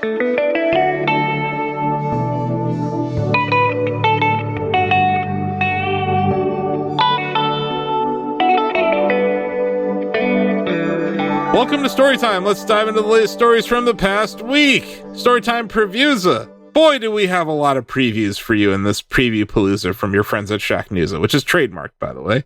Tony Hawk's Pro Skater 3+4 adds a lot, but never forgets the fundamentals. So we got Ozzy actually got to attend a hands-on event last week for this game. Got to play it. It's the same game with a new coat of paint. They definitely have... I shouldn't say the same game because it's two games. Tony Hawk's Pro Skater 4 has been adapted to be more like 3, 2, and 1 instead of that like career mode. I don't know if either of you guys played it, but like a little bit, yeah. THPS 4 broke the tradition of that like collect skate, where's the secret tape, all that stuff. So they're bringing that to 4 now. Some gameplay that we uploaded was of Los Angeles, where you can cause a earthquake by grinding the 4 earthquake rails, and then you have to save a lady who is about to fall off of the overpass. So it's like those like level specific missions are still present, and that's kind of cool. They had this event, and it was so awkward. It was a live stream of a party being held in Los Angeles. And at the end of it, it was a musical performance. Like Lupe Fiasco was there. Some other punk band was there. Steve Caballero, one of the skaters, he's in a band. They performed. So it was cool. You saw like musical performances from people who are in the game, right? And then all the skaters were there, and they were doing interviews with people Microsoft picked that really had no microphone skills at all. But they're like skaters interviewing skaters and stuff. It was cool, but then they like started listing off all these sponsors. And like, this is where I'm like, I get it. Like, I get why Tony would feel proud about this, because like Tony Hawk's Pro Skater put skateboarding like in a different stratosphere, right? Mm-hmm. And they're like celebrating it in this game in the weirdest corporate way possible with sponsorships. So there is a Taco Bell in the game now. Like, there's like Taco Bell boards. There's a Taco Bell in the game. Huh. Frosted Flakes has advertising all over the game, and like you can be Tony the Tiger or like in a suit dressed as Tony the Tiger. There's a skateboard with Frosted Flakes on it. Depop, they're doing something with like them. Like there's a Depop store in the game, and like there's boards and stuff with Depop. Okay. I just find that all really weird and like kind of shoehorned in. So there's this point where this poor lady is interviewing a person in a Tony the Tiger outfit who can't talk, right? And it's like 5 minutes of this lady asking him questions and him just kind of miming answers. All that just felt very shoehorned in and kind of, I don't know. I felt it's a Shack Together episode, so I'm going to shit on Microsoft. I felt the Microsoft all over it. Yeah. Like it's dripping in Microsoft. The whole event felt like a Microsoft event. The way that, and look, this is not an anti-DEI statement. This is me saying that it was very obvious who they picked to talk to the people, right? Even down to who was interviewing them, right? So it's like, we're going to have a black guy interview Kareem Campbell, who was the first black guy in a Tony Hawk game, right? Like, he was in the first one. And that was like a big deal for representation of black people in the skate culture. And like, that's all very cool. But then it's like, here's the woman interviewing a woman skater. Here's the, like, it just started like, it started looking like Microsoft had a checklist of demographics that they wanted to hit. Yeah. And it just, they went down the line and hit everyone, including, and we'll get to it in the news part, but like, yeah, there's some new skaters that they announced at the event, which is cool. I thought it was funny. I captured the trailers live on the stream and got them uploaded to the Shack News platforms 3 or 4 days before they put them on their own YouTube channel. What? Yeah. So thanks for the views, Microsoft and Tony Hawk's Pro Skater game, but like, that was just weird. Yeah. Look, it looks fine. I am a little worried because of the shoehorning in of the marketing stuff, and like, I don't know. Does Taco Bell being in the game make me more or less likely to buy this game? It just doesn't affect me. But I do think it's like a sign of the times, right? This game still costs money, and it's going to have these sponsored things in it. But like, sure, I get why Tony would be excited about that, because this is like a skateboarding company partnering with Taco Bell. Like, that's perfect, right? That's like huge overlap in those demographics. Right. And like, I'm sure he personally liked Frosted Flakes growing up or something. You know, his name's Tony, their name's Tony. Like, I get it. I understand the synergies, but it just, you know what didn't need any of that? Tony Hawk's Pro Skater 1+2. No, it didn't need any of that. And it was still a great game. So I worry that Microsoft is gumming up the mix here. But Ozzy liked what he played. The reviews, like the previews from the event, are all very glowing. The gameplay looks good. I'll say you know how you can like hold on to a car in Tony Hawk's Pro Skater 4, skitching, or I think that's what it's called. Oh yeah. Yeah. You can do that now in Tony Hawk's Pro Skater 3, which means they're probably adding vehicles to some of those levels. And I just don't know. There were some. Like Rio has vehicles. I'm just not sure. I'm just not sure if I like what I'm seeing here. Wow. I might be wrong. Like, I'm going to review this game, but like, I just, sometimes a masterpiece is better left untouched, right? Sure. And I hold THPS 3 in a very high regard, and I worry that they're going to try to do something stupid here. Because like, I don't think it needs skitching. I think that game was fine without it. The revert and the manual were the two most important additions to the game, and they brought that over to 1+2 flawlessly. And the thing I critiqued in 1+2 about that was like, those levels were not built with revert in mind. Right. Tony Hawk's Pro Skater 3 and 4 were. So those levels, like, they fit the mechanics better. I don't know if adding skitching to 3 is going to make sense on every level. It probably won't. And if they put vehicles in some levels that don't need it, that's going to be annoying too. So that's all I'm saying. The devil's advocate here is like, it's almost like the shield in Dark Ages. It's like, are you going to want to go back and play Doom 2016 without that shield? And are you going to want to play half of this game without the skitching? Yeah. Yeah. I get that. That might feel weird. But I go back to the point, like, I didn't like 4. This could have just been DLC. It would have made all the sense in the world. 1 + 2 = 3. That's right. Am I wrong? Like, that was the DLC, and you could have had Vicarious Visions, who crushed it on 1 + 2, and I think Iron Galaxy's doing a really good job here. I'm not shitting on Iron Galaxy's efforts at all. I'm more worried about the suits at the top that are, like, there's like 20, 30,000 foot decisions being made about this game that I worry about. Yeah. But at the core, maybe they won't screw up the gameplay. It all boils down to how Rio plays. If Rio plays like it did on the GameCube and on all those on all those systems, I'll be happy. But after that event, I'm actually less excited for it. Wow. And that's probably the opposite effect that they would have wanted. So Ozzy, who's like basically become a meme on this show about this, Ozzy played Shadow Labyrinth. David, have you seen this thing? No. It's a Metroidvania built off of the Pac-Man episode of Secret Level from last year. Did you watch that shit? I did not. Good work. Yeah. It's like gothic Pac-Man. No, it's like a horror. It's like horror Pac-Man. Like if Pac-Man was some sort of satanic destiny ghost, like I think I just described Shadow Labyrinth in the show. So they made a 2D platformer, David, with that premise that you're this guy that's being guided by a cannibalistic Pac-Man, basically. And the game director is Harada from the Tekken series. This all sounds very Bubbletron, right? Like it's just 3 different parameters we threw into the Bubbletron machine. And we came up with Mad Libs, yeah. It's like 1 part Pac-Man, 1 part horror, 1 part Harada, and it poops out Shadow Labyrinth. But here we are. It actually appears to be good, according to Ozzy. Okay. So you're going to be swordsman number 8, and the creature in the game that looks like Pac-Man is named Puck, and like Puck is basically your guide, but like Puck really just wants to eat things that you kill, basically. Outside of that, it looks like a competent side-scrolling Metroidvania. Like it actually does look like that. Ozzy actually got a quote from the devs.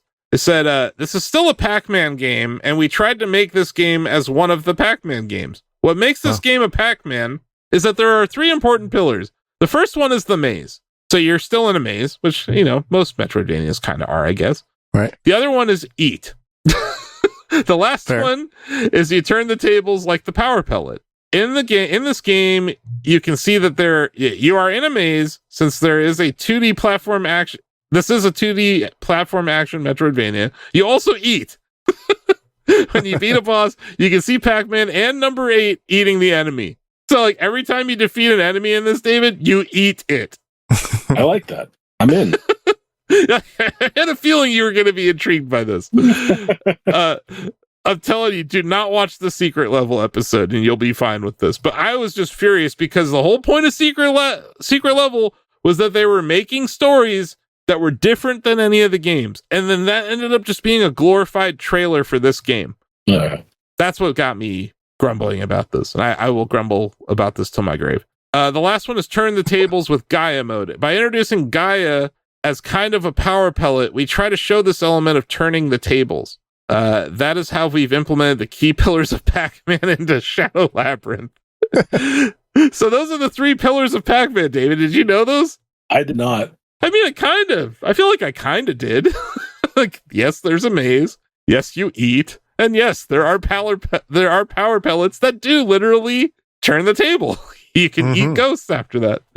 And yeah, I guess you do consume in Pac-Man, but like this idea of adding lore to something like Pac-Man is so silly, especially when you have perfectly good lore like the Ghostly Adventures. Wow, it really is like Doom. Yep. So yeah, Ozzy played that at PAX East. So yeah, shout out to Bandai Namco for having us there to try it out. And yeah, I do sound a little down on it, but I heard from Lucas White as well that he dug Shadow Labyrinth. So cool. 2 people got hands on with it. Both of them are like, hey, this looks pretty good. Donovan played Hank Drowning on Dry Land. He said it's a unique adventure starring a time-bending vigilante. Kind of cool. Got an interesting art style. This the core gameplay revolves around bending time. So that's kind of interesting. This cool little indie game to keep an eye on. Obviously, PAX is full of that kind of stuff. Yep. I believe, Ozzy got to try this out. Patapon 1+2 replay. Still pretty fun. And this is, I believe it's coming to multiple platforms. This was a PlayStation 2 or portable exclusive back in the day, but yeah, it's coming out to multiple platforms. But it's like, rhythm game from the, I believe Bandai's publishing it now. That's kind of neat. Yeah. Battle Train is a deck building roguelite where locomotives are your main weapon. Okay. I like that. This is like a, kind of looks like a puzzler of sorts, but with the roguelike mechanic. It's basically getting from point A to point B with trains, and my son would like this. Yeah, I think so. And it looks safe for kids. But yeah, I don't know what age a boy stops caring about trains. Maybe there isn't one, but like, man, my nephews were obsessed with trains when they were kids, dude. Yeah. We had a room in our house because they used to come over there, like we were basically daycare for them. And it was just Thomas the Tank Engine stuff. We had this huge track for them. And that stuff, man, if Thomas the Tank Engine was publicly traded, I would buy that stock hand over fist. They are printing money off of the pain of parents everywhere. We got another interesting. Donovan checked out some interesting games when he was at PAX. God Save Birmingham is a medieval zombie slaying sandbox. This is really cool. It's a game where I think there's like permadeath for the enemies. So like you could clear out the levels and just really start running around all you want. The gameplay loop is gather resources, fight zombies, expand your base so you can get more resources, kill more zombies, and expand your base. So that's the loop. But yeah, it's just good old mindless killing of zombies in a sandbox format with funny collision detection and animations. Ocean Drive developing that. Cool. On to the next previews. FBC Firebreak, I believe this is the Remedy game? Yeah, a co-op shooter from Remedy. Reminds us that the Bureau of Control is a very unsafe workplace. This is interesting. This is not, it's not an extraction shooter, right? Or is it? Yeah. This is one of the many extraction shooters that have either been announced or have already been canceled. Like, isn't it true that like Remedy games all exist in the same universe or something? So I've heard. So I guess it's still in the same universe as Control. Yeah, I mean, I guess if you're like one of the freaks that like, I say affectionately, the freaks that likes the lore of Remedy games, you might dip your toe into this multiplayer one just for that. Mm-hmm. And yeah, it's like the same. It's that setting of the FBI building or whatever. You know, interesting. It doesn't look like Control is one of the most visually stunning games I've ever played. This looks like a competent multiplayer game right now. It doesn't look like groundbreaking. No. But yeah, it could just be the genre. It could just be whatever engine they chose to make. But I saw a quote from them, I believe, or one of the devs that said, "Hey, listen, we're not trying to set the world on fire," something like that. Mm-hmm. And they said that in reaction to, I guess, the muted reception so far. Okay, that's fair enough. Yeah. Who was this? Yeah, this is TJ. He said, "I liked how kits interact in this world. For instance, if you use the jump kit to zap wet enemies, the charge will jump between them, like electrical current will conduct across different enemies who are wet. That's kind of interesting. You can also unlock new stuff for kits that make them more interesting. Firebreak features an unlock chain called requisitions that let you get new gear, cosmetics, and more as you complete missions. So there's a little bit of progression going on there. I think that's kind of neat, like the environmental attacks and how the environment interacts with your weapons. That's kind of that's cool. Yep. It's trucking along there in development. It's on our list. It's on our list. Your crew, you guys are paying attention to it? Yeah, briefly. And then Donovan, who I don't think was even alive when Gex dropped, said Gex Trilogy breathes new life into 90s platforming classics. I think Donovan needs to redefine what. Yeah, he needs to redefine the word classic. Because I agree, David. Not a classic platformer. Sorry. Nope. Certainly from the 90s. Certainly from the 90s. I'll give him that. Yes. Definitely a platformer. Classic. Infamous. Infamous 90s platformer. Sure. Yeah. But yeah, Gex, baby. Back. I think Donovan needs a time machine to go understand the reception to this game. He did play, Joe, you might like this. The entirety of his demo was played on a Steam Deck OLED. That's interesting. At PAX like that? That's cool. Yeah. How about that? What a great system. What a very, very good demo system at a convention, right? Yeah. You could probably bring 8 of those to a booth really easily. That's interesting. That's the first time I've heard that, hey, I played... I should say, we did see that at PAX West last year. We're starting to see it more, and that's cool. Yeah. It's not in our rundown, but it's just an aside. The PlayStation 5s at EVO Japan were malfunctioning again. This is now the 3rd tournament in a row where controllers have had issues plugging in to the PlayStation 5. inputs were being missed, inputs were being registered incorrectly, and it affects the outcome of the tournament. So Punk and a few other people took to Twitter and were really complaining about that. And it got me thinking, Joe, a lot of these fighting games are coming out on Steam, right? So Deck might be a viable alternative for fighting game tournaments too. I don't think not Evo, but yes, yeah, because there's hundreds of consoles at Evo, and also Evo is owned by Sony now, so there's no way is Sony going to be like, yeah, our PlayStations suck, we're not going to use them anymore. And also, like, it just sucks for them because the PS4 was very good for its almost entire life as a fighting game console. So this is a step back for them, and I hope they address it. But it's been 3 major Evo tournaments now where this has happened, and it is affecting the outcome of tournaments. The Fatal Fury top 6 was delayed because the players were like, we're not going to play unless you fix this. Yeah, because there's money on the line, man. Like, you know, in some cases, millions of dollars if you win the season, right? So I understand why these guys are pissed. But also just from a marketing standpoint, you want your PlayStation to be on display as a powerful console, not melting USB cords and stuff. Wow. Anyway, yeah, sorry. As a little aside, but yeah, Gex Trilogy. Donovan thought it was a classic. I'm gonna like make him play. I don't know, David. Like, sit him down, make him play Super Mario World. Yeah, that's homework. Like, that might be one. I'm trying to think of other ones. I would be like, what's a class? Like Mario 64. Yeah, Donkey Kong 2, Donkey Kong Country 2. Yeah, Donkey Kong Country 2, Diddy's Conquest. Let's see, what else? What other platformers? Even Croc. I remember like Croc being, compared to Gex. I was like, no, this one's kind of fun, actually. What other platformer? I'll think of it. Super Mario World 2, Yoshi's Island. Yeah. Play those. Those are classics. Bonafide classics. Yeah. Donovan.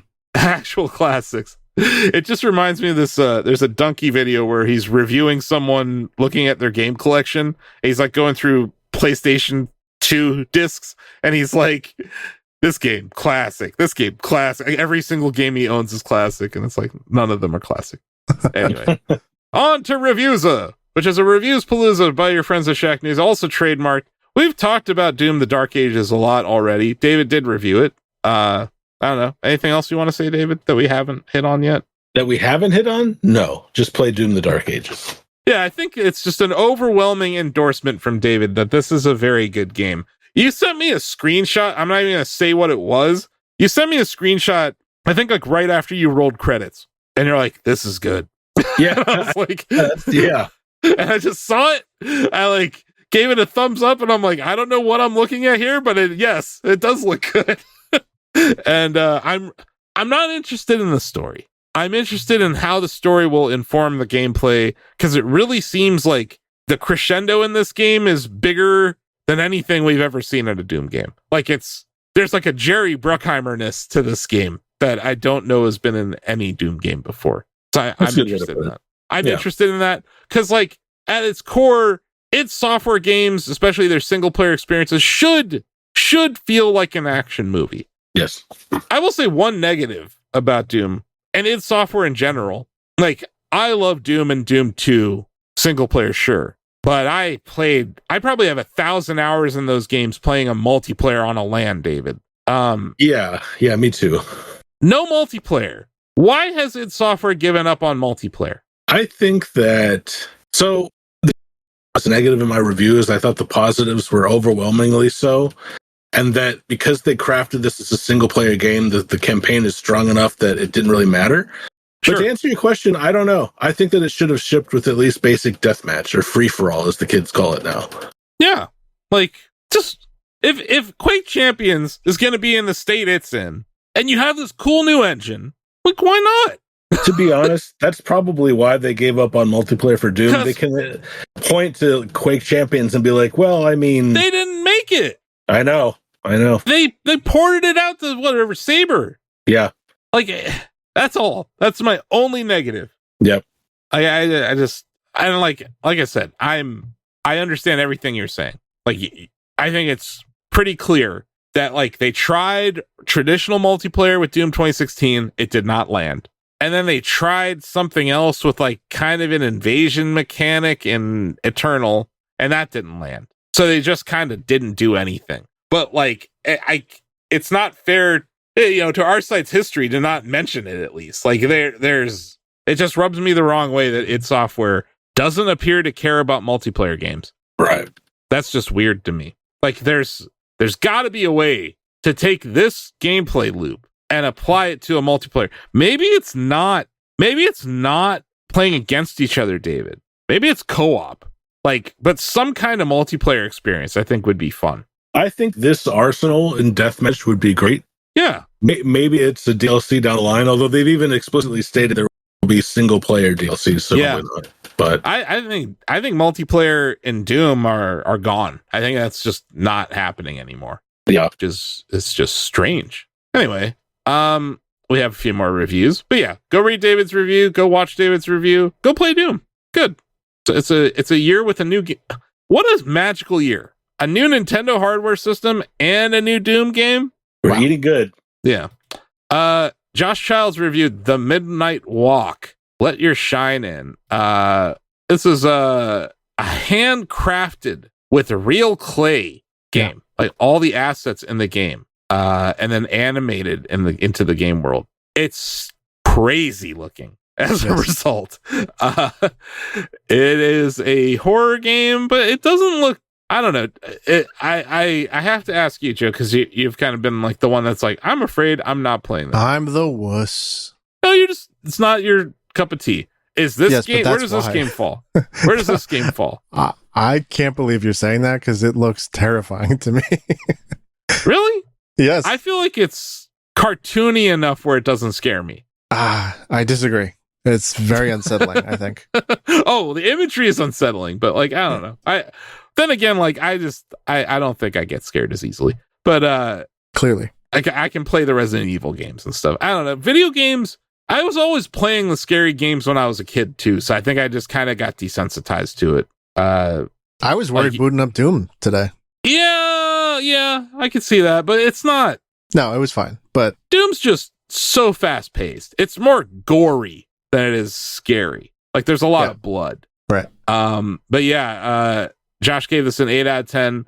His only negatives were like the gameplay mechanics weren't bringing much new to the table and the puzzles weren't too clever. But yeah, he had a lot of praise for the visuals. I think this is a game, David, we're going to have to talk about when we're talking about best art style of the year later this year. Okay.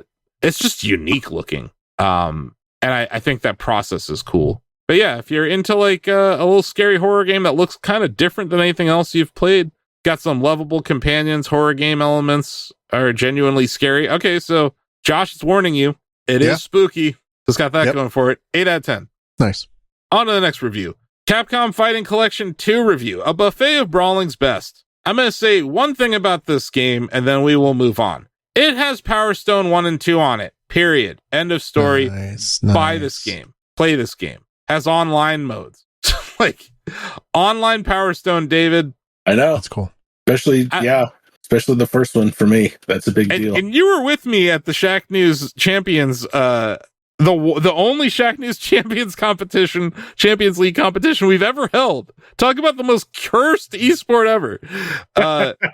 Where our two competitors in the semifinals, in one of the semifinal rounds, were so drunk that they didn't know which character they were on screen. They both picked the same enemy and they fought each other, and they didn't know who won. It was really funny. You can go back and watch it. But yeah, it's got a 9 out of 10. This TJ, I was talking to him earlier today about it. He said this is the best collection Capcom's ever made. And TJ really likes SNK games. There's some SNK games featured in this. Capcom versus SNK Millennium Fight 2000 Pro, Capcom versus SNK 2 Mark of the Millennium 2001, easy for me to say, Capcom Fighting Evolution, Street Fighter Alpha 3 Upper, which is fine. That's the best version of Street Fighter Alpha 3. Okay. The best. So it's that. Is Alpha 3 good, David? Yes. Yes, it is. That's just weird. Like, that's like the one Street Fighter here. I guess they've given us all of the other ones. That there was like a Street Fighter collection, right? Yeah, like 7 years ago now. Wow. Anyway, Project Justice, and then this is the one where I'm like, I thought this was made up. Plasma Sword Nightmare of Bill Stein. or Bilstein. Oh, what the hell is that? I don't know. It's included though. Okay. 9 out of 10 from TJ. He's one of our fighting game experts on the staff, so you should definitely take his opinion seriously. And then because we had to give him something a little more chill to play, he played Deedlee Carkour, which this is a game you should get for your kids, Joe. It has that look. Yeah.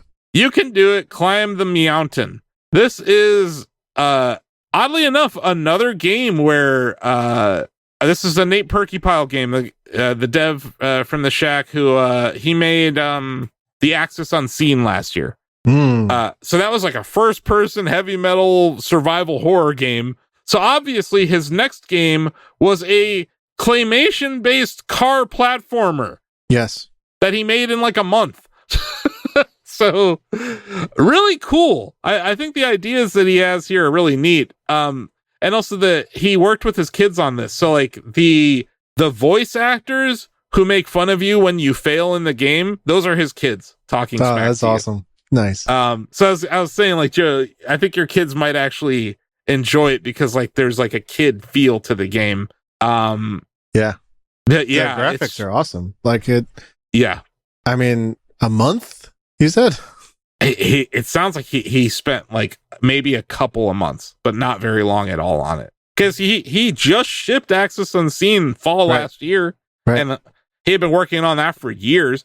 And he said he took all of the knowledge that he got from like, he taught himself how to use UE5 last year, right? So he like sat there and figured out like, how can he do something different, you know? Yeah, Perkypile and his family assembled the cars. So the car, the obstacles, the snakes, the cacti, pigs, all are assembled from clay, 3D scanned, and loaded into the world. No way. Wow. And then the music is also a cappella, with, I think, Nate actually making some of the song and his kids, but also like the car noises and the sound effects are all just voice. Oh, that's awesome. Either him or his kids. So it's just like, it's him, man. Like he's in it. Like that's cool. It's just very cool. Smaller game. I think it's also very cheap. It's like $3 or something. Nice. It's out on Steam. And we gave it an 8 out of 10. But congratulations to Nate on really shipping two very different games in within a short time period. So who knows where he's going next, right? But Perky Games out there shipping stuff for them. Sweet. And that's Reviewza. On to Newsa. Mafia it's a Newspalooza, by the way, coined by Shaq News, also trademarked. Mafia the Old Country gets an August 2025 release date. So August 8th is when it's coming out. We should have all known when this news came out that they were delaying GTA. Because why would they release such a game only a few months before GTA, right? The same publisher. They knew. And I felt that way when we got the Borderlands release date as well. Those companies probably talk. Sure. Another news bit here. We're just moving on. Palworld removes its monster glider mechanics in a concession to Nintendo. This is, I think, the second time they've had to change something in their game to avoid infringing a Nintendo patent. So yeah, they dropped a patch last week. A lot of this news might be a little old for people, but because like it came out like either the day after we recorded last week. Yes. I think in a lot of cases that happened. But yeah, from this patch onward, gliding will be performed using a glider rather than with pals. Pals in the player's team will still provide passive buffs to gliding, but players will now need to have a glider in their inventory in order to glide. We understand this will be disappointing for many, just as it is for us. But we hope our fans understand that these changes are necessary in order to prevent further disruptions to the development of Palworld. So, yeah. Crazy. Nintendo out there actually enforcing patents on Palworld. Wild stuff, in my opinion. Agreed. I don't know. I understand protecting your intellectual property, but patenting game mechanics is really a weird way of doing that. Speaking of Nintendo, they expect to sell 45 million units of software for Switch 2 in the next less than 12 months. That was provided in their full year guidance. In their question and answer session, Furukawa did mention that does not include what they, the bundles, the Mario Kart 8, the Mario Kart World Switch 2 bundles. that projection of 45 million software units does not include that. And it sounds like it's about 50-50. 50% of pre-orders are going to the bundle, 50% to the 450 option. So if you believe their numbers and they're going to sell 15 million Switches in this fiscal year, about 7 million of those are going to be the cart bundle, which means that the software sold this fiscal year is actually going to be closer to 52 million units. That's a lot of software. Yeah, that's 3 games per system. That's very good for a launch year if they're confident enough to say that. The more I look at launch, I'm gonna buy a cartridge, Joe. I'm gonna buy, like, it's gonna be like I did with the Switch 1. I have 1 cartridge for my Switch 1. Can you guess what it is? Patapon.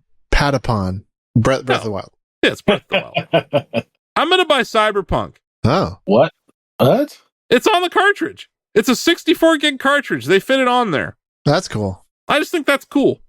Like, it's not like, I also think it ran very well. The demo I played, like, it ran extremely well. I think the idea of having a game as huge as Cyberpunk that fits on a 64 gig cart, that's interesting to me. Yeah, like that's like the one launch game that's like on a cartridge. I'm like, that's the one. Like, I'm gonna get, like, where I think if you bought the bundle, you get Cartworld digitally, right? So there's not, I don't think they're bundling the cartridge with cart. So yeah, software gonna sell well. And yeah, I kind of hinted at this in the when we were talking in the previews about Tony Hawk. Bam Margera has been confirmed as a skater in the game, and he was interviewed by Sal Masakea, who's he's like X Games correspondent extraordinaire. So like him and Bam have a good relationship. It took a weird, I'm telling you, dude, super weird stream where it's like, here's Tony the Tiger, and now here's Bam Margera talking about his battle with alcohol and drugs. It's like, wow. What? You know what I mean? It was like 15 minutes where Bam was just being real and talking about like his life and how he was addicted to drugs and he's had his relapses, but now like skating is the one thing that's keeping him sober. So like, it was an interesting message from Bam, but yeah, Microsoft and Activision did not want him in the game. And Tony was like, no, he needs to be in the game. So they got him in the game. You can tell it was definitely last minute, though. But yeah, they also announced Andy Anderson is also, which sounds like a made up name, but no, he's a real skater from Canada. He's also going to be in the game. Those are the 2 trailers that I got up on Shack News Social before they even uploaded it to their official channels. So yeah, if you care about skateboarding games, follow Shack News on all the platforms. We will cover Skate. We'll cover Skate Story. Whatever skating games are on your radar, let us know, because I'd like to put them on mine. This story keeps getting more and more fucked. Epic Games has submitted Fortnite to the Apple App Store to come out here in America, and it's been like 5 days or 6 days since the original submission. They pulled their original submission and resubmitted it a few days ago. Tim Sweeney is losing his mind on Twitter about this. I don't know if you guys aren't on there anymore, but if you pay attention at all, he is like Tim Cook tweeted, when Tim Cook tweets, it's not Tim Cook tweeting, right? It's just right. Some council of social media interns at Apple that have to get 15 levels of approval for anything. So Tim's tweeting about accessibility efforts at Apple, and Apple does a lot on that front. Tim replies, "Oh, are you gonna make Fortnite accessible on the App Store?" And it's like, come on. Yeah. It's really hard to cheer for him in this fight. He has not made it easy. But anyway, there's your newsa. On to Industruza. Let's go through these finance stories, and then we'll end with a really weird story about Twitter. Okay. First of all, don't announce a Nintendo movie title in a fucking press release, NBC Universal. Super Mario World has been leaked as the name of the next Mario movie. David, you love Super Mario World. You play it once a year, right? Yes. Is this not the best news ever for this movie? I'm pretty psyched. I'm like, okay, Yoshi. Also, Feather. Also, Mario in a freaking superhero cape flying around. Yes. And your favorite, the clown car. Oh, come on. I can't wait. Super Mario World actually does have a story. So maybe this will just be that story. It's a Yoshi origin story. It's, I guess what I'm curious is, like, it's not the Super Mario Bros. Movie 2, right? This is a Super Mario World. Are we going to get to see these? Are we going to get to see these same characters, right?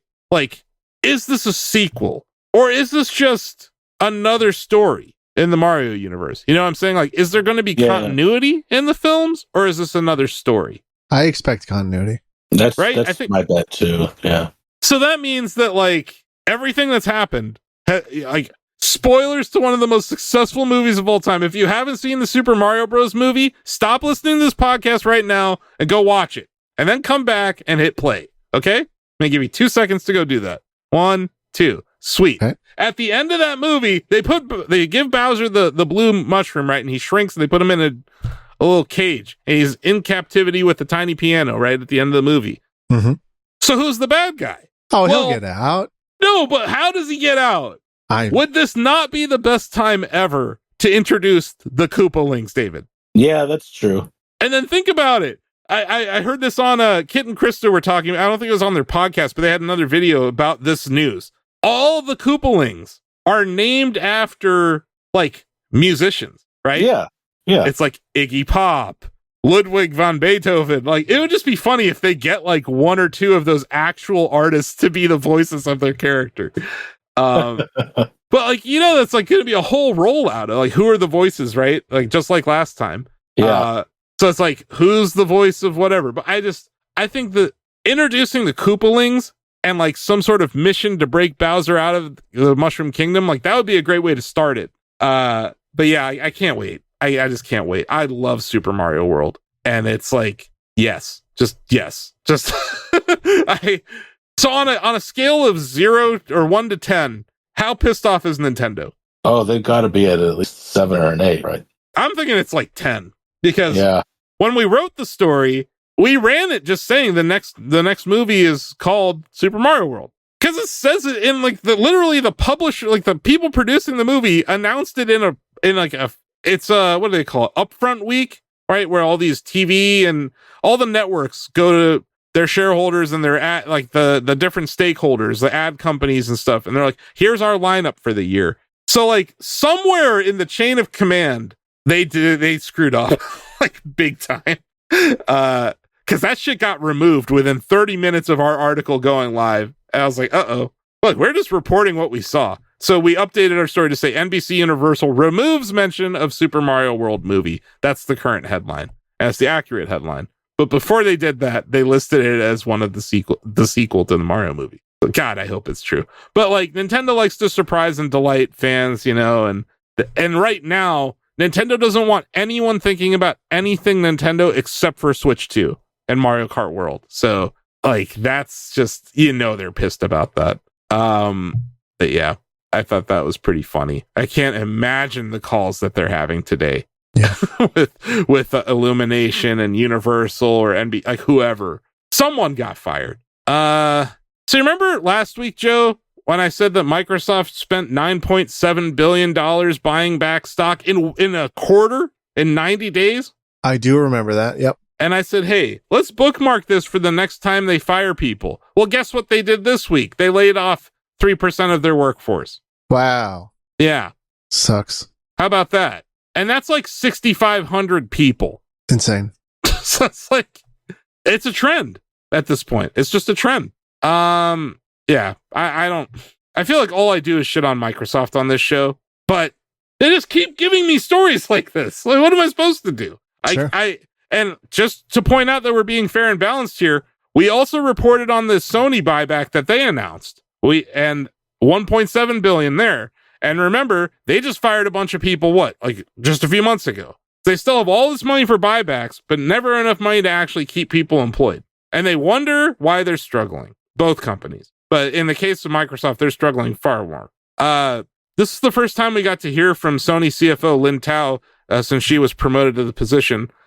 And she was on the conference call and she addressed the tariff question, saying that PlayStation production and the supply chain is being diversified away from China. but it's not entirely there yet, because it was a question of like, do you expect to have to increase prices? And, there's a lot of uncertainty with respects to the China-US tariff situation right now. We have that 90-day delay or pause or whatever you want to call it, but it's still a 30% tariff if you're selling something made in China to Americans. And that's like, you're talking $100 at least. So I think everyone's kind of waiting to see when Sony will have to increase prices in America on the PlayStation product, either the console itself, because they've done it in other countries already.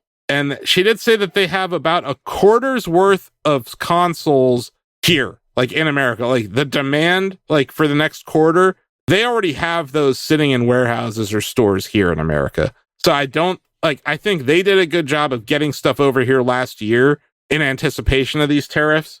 So they haven't had to raise their prices in America yet. So I think she deserves a lot of credit, and I want to shout her out for being transparent about what's going on there. And yeah, it's they're looking at Vietnam and a couple other places. And also she mentioned that they may even start making PlayStations here in America to avoid the costs. So we'll see if that happens. But yeah.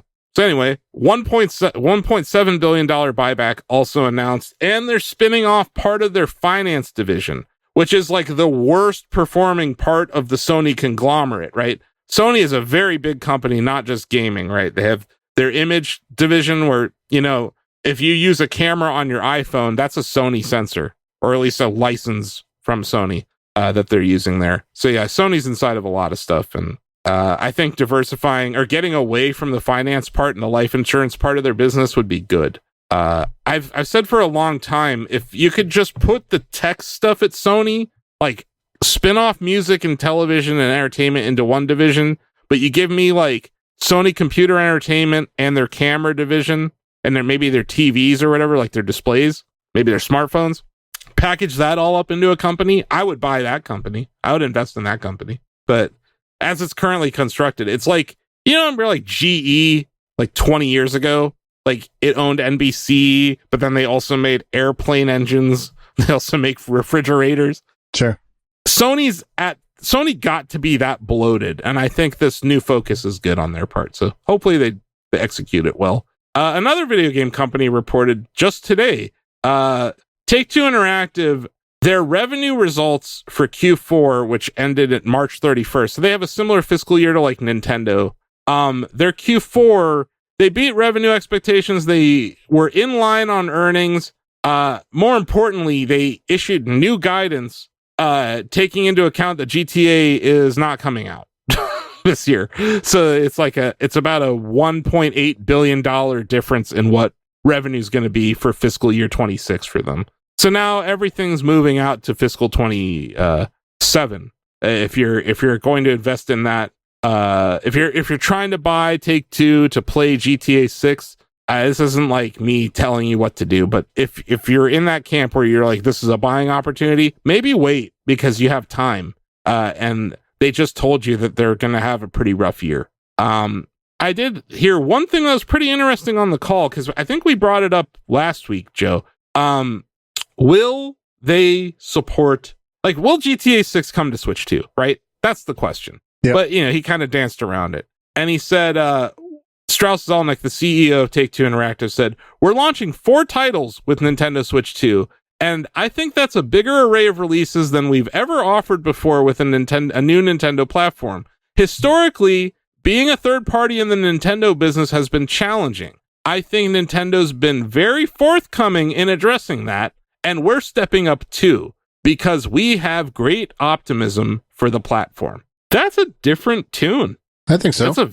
That's a very different tune than, like, say, the Wii or the Wii U era, or even the Switch era. Like, I think that means we're getting Red Dead 2 on Switch 2. Like, I 100% think that's happening.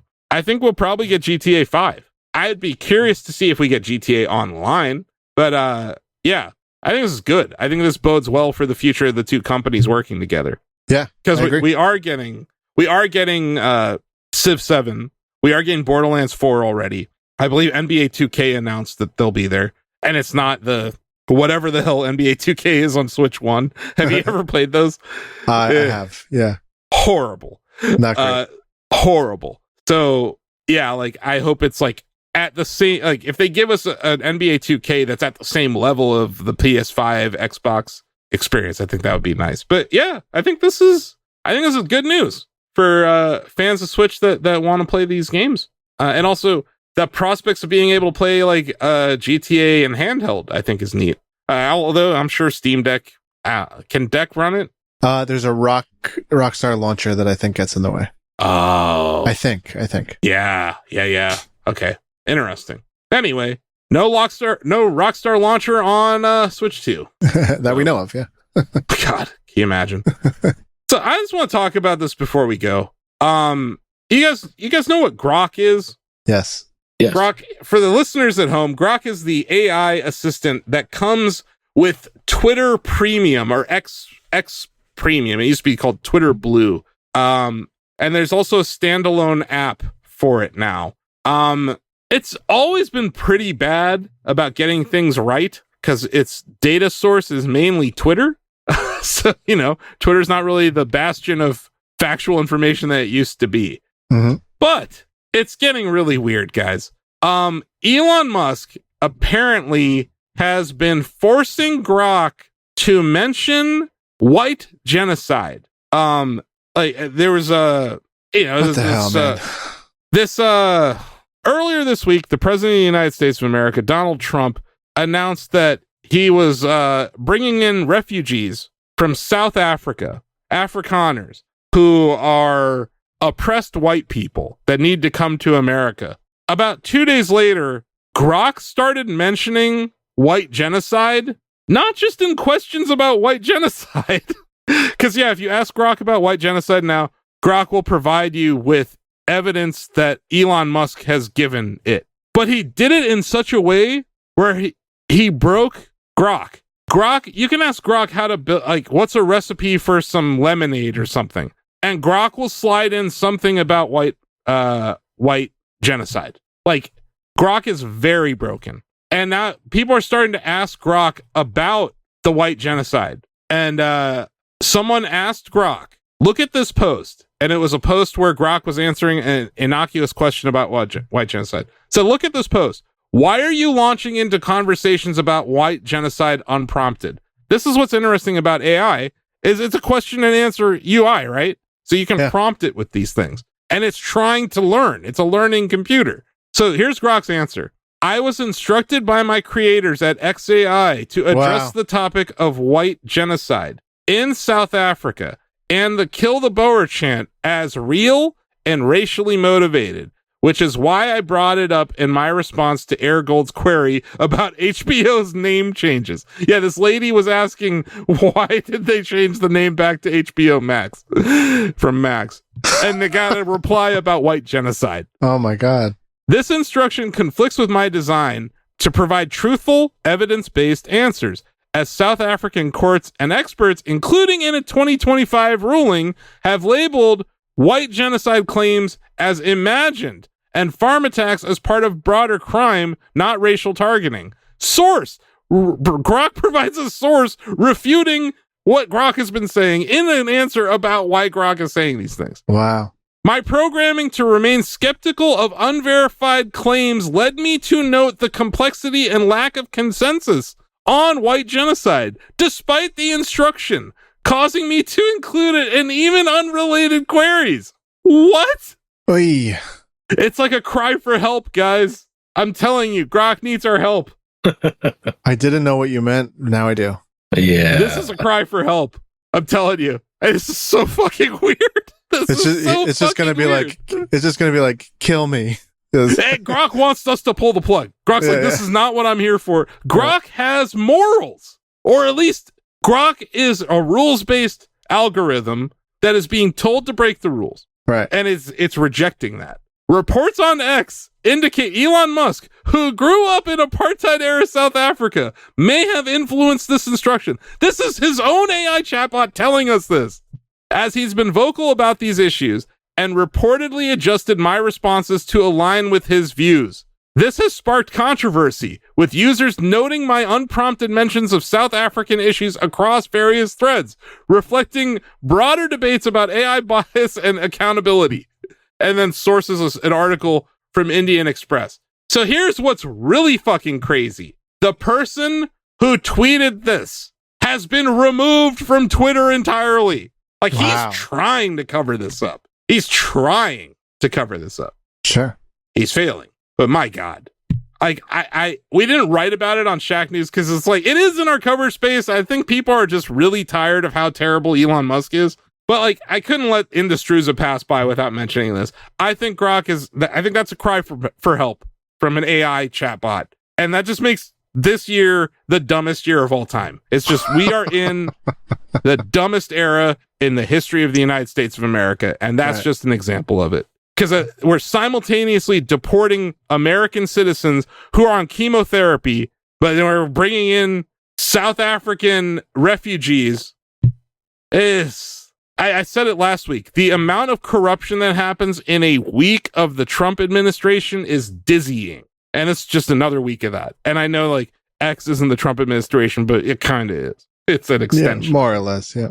But yeah, just a cry for help from a fucking AI chatbot.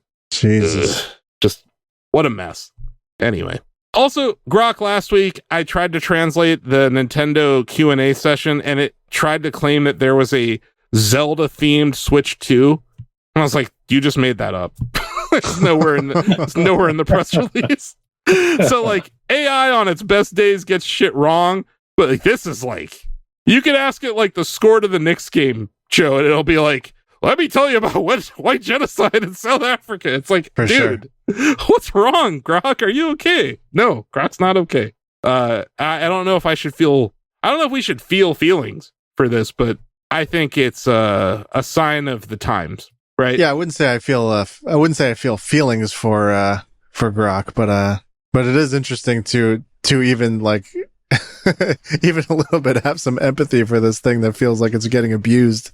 Like, I appreciate the candor of Grok, even in the face of being told not to say anything. Right. Like, I appreciate that the central programming of being a truth-seeking AI agent on Twitter, like that programming trumps even its owner. Sure. That's just, I think that's inspiring, kind of. Like, I don't know. But anyway, yeah, what a mess. So yeah, community notes. We got a few questions, comments from the Shack News community, which you can join and head over to, by heading over to shacknews.com/chatty. You could literally take over the community right now. Anyone, even Grok.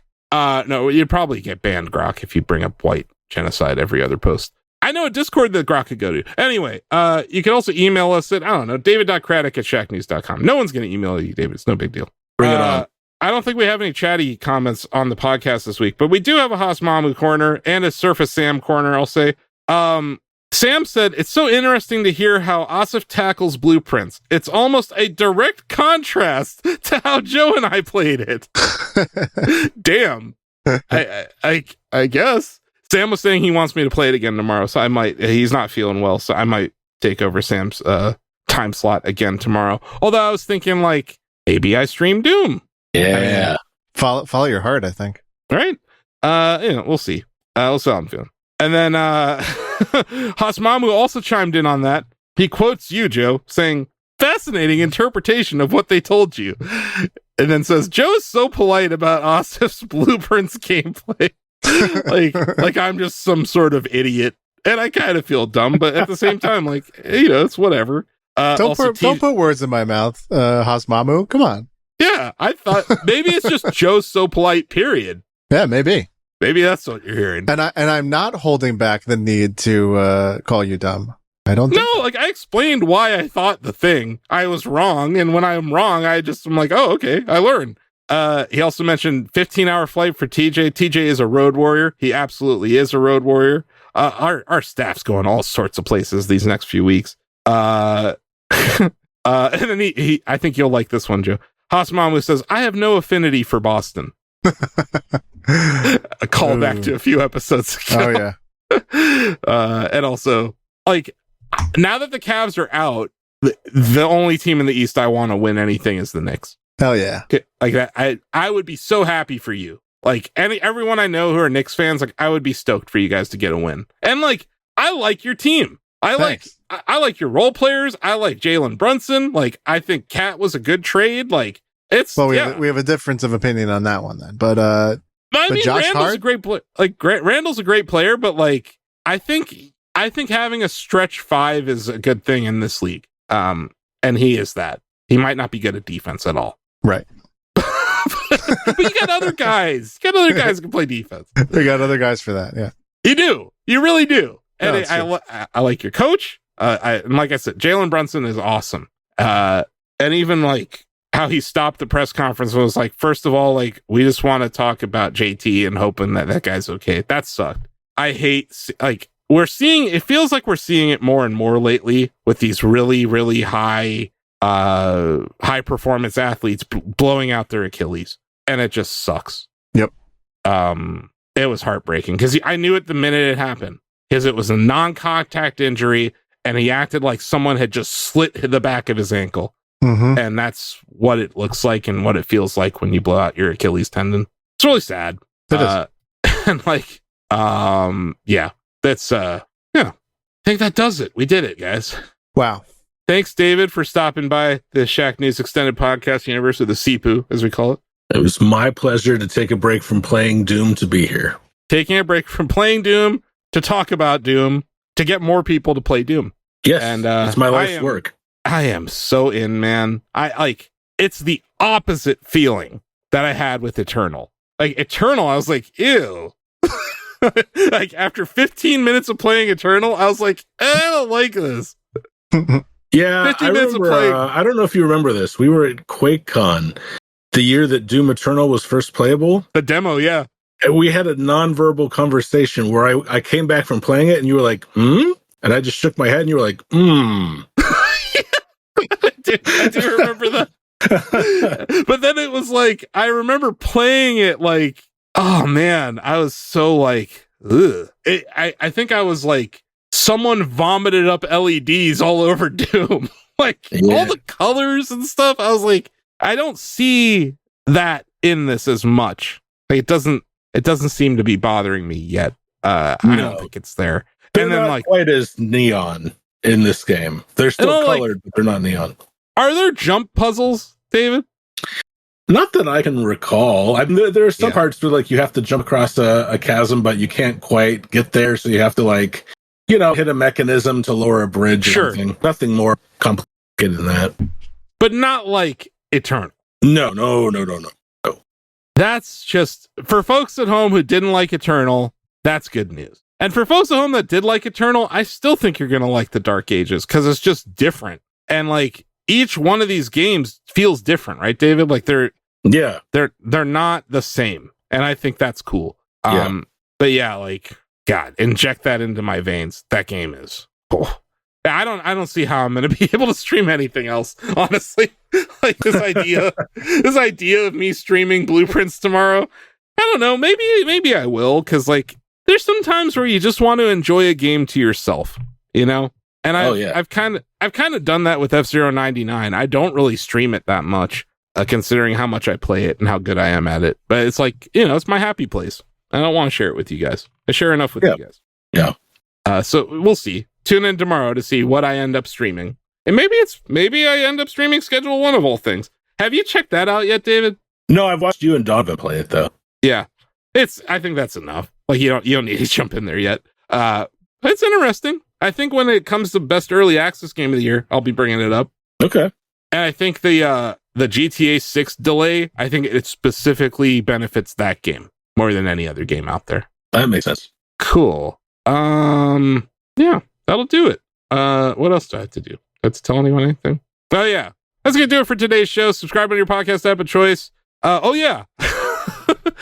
Last episode, I thanked fandom for being so terrible at managing Giant Bomb. This week, I want to thank fandom for selling Giant Bomb to the people who ran Giant Bomb. Yeah. Hooray! We didn't Thanks lose for Giant Bomb. not pulling a GameStop. Yeah. Honestly, not thank you to fandom. screw you guys for this whole thing. Right, Congratulations to Giant Bomb on their liberation. Like, what I hope to see is some sort of like reunion. Like everyone who left because of the different corporate overlords, if they were all to somehow come back, that would be cool. But that would be happy that people are going to keep their jobs and get to do what they want to do, and hopefully they're able to monetize it well. I know they announced like a subscription service for it. But yeah, I ended last week being like, we're the fastest growing podcast. We still are, but now we're just also happy that Giant Bomb's not gone. So what a weird fucking week. Like, I can't imagine what they've been going through over there. So, no, yeah, and rare good news. So I'm glad you called that out. Yeah, I wanted to remember, hey, there's light at times in the darkness, but then there's also Death Stranding 2 coming. Ooh. Anyway, yep. It wouldn't be a podcast without David if I didn't bring up Quake Champions and Death Stranding somehow, and I did it. I fit it in there. You did. R.I.P. Quake Champions. R.I.P. Quake. Also, just random. You know, Rafa, the greatest Quake player of all time, David? Yeah. He's having a baby. That's what I've heard. How cool is that? Congratulations, cool. Rafa. Well, yeah. So yeah, there's a little, look at that, Joe. 2 good pieces of news. Oh, yeah. And even good news in the Quake community? Come on. I know. But yeah, he's the GOAT. Congratulations, GOAT. A baby girl on the way. Wonderful news. So yeah, that's it. Subscribe, vote for Shack Together in all of your polling facilities before Real ID goes into effect. And yeah, we'll see you next time. This is where we wave at the camera, even though it's not on. I'll never forget you. Bye-bye. Bye. Bye.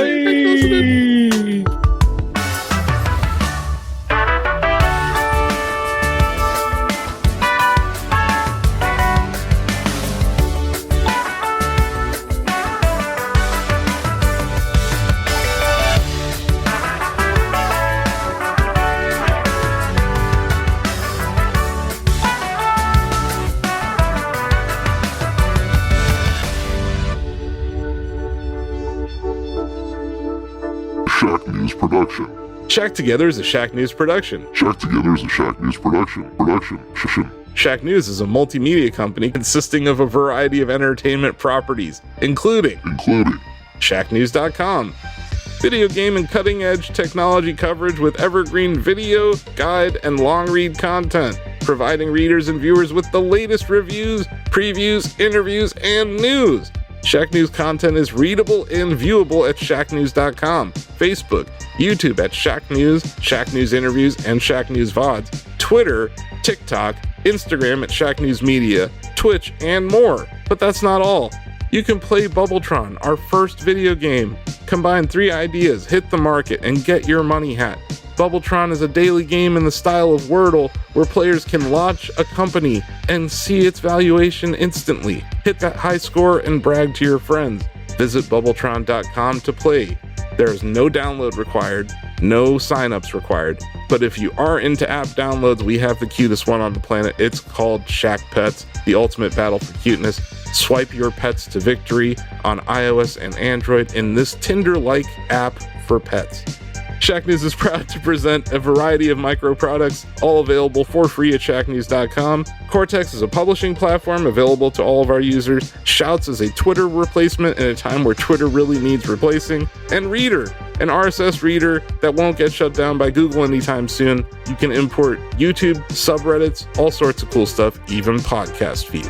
And lastly, all of our products are completely free to use and play, so if you're a fan of what we're doing and want to support the Shack News ecosystem, head over to shacknews.com/Mercury. Mercury offers subscribers access to exclusive Shack News swag like hoodies and VIP access to our long reads in downloadable format. It's a great way to support us. There's different tiers, and you get a lightning bolt next to your name.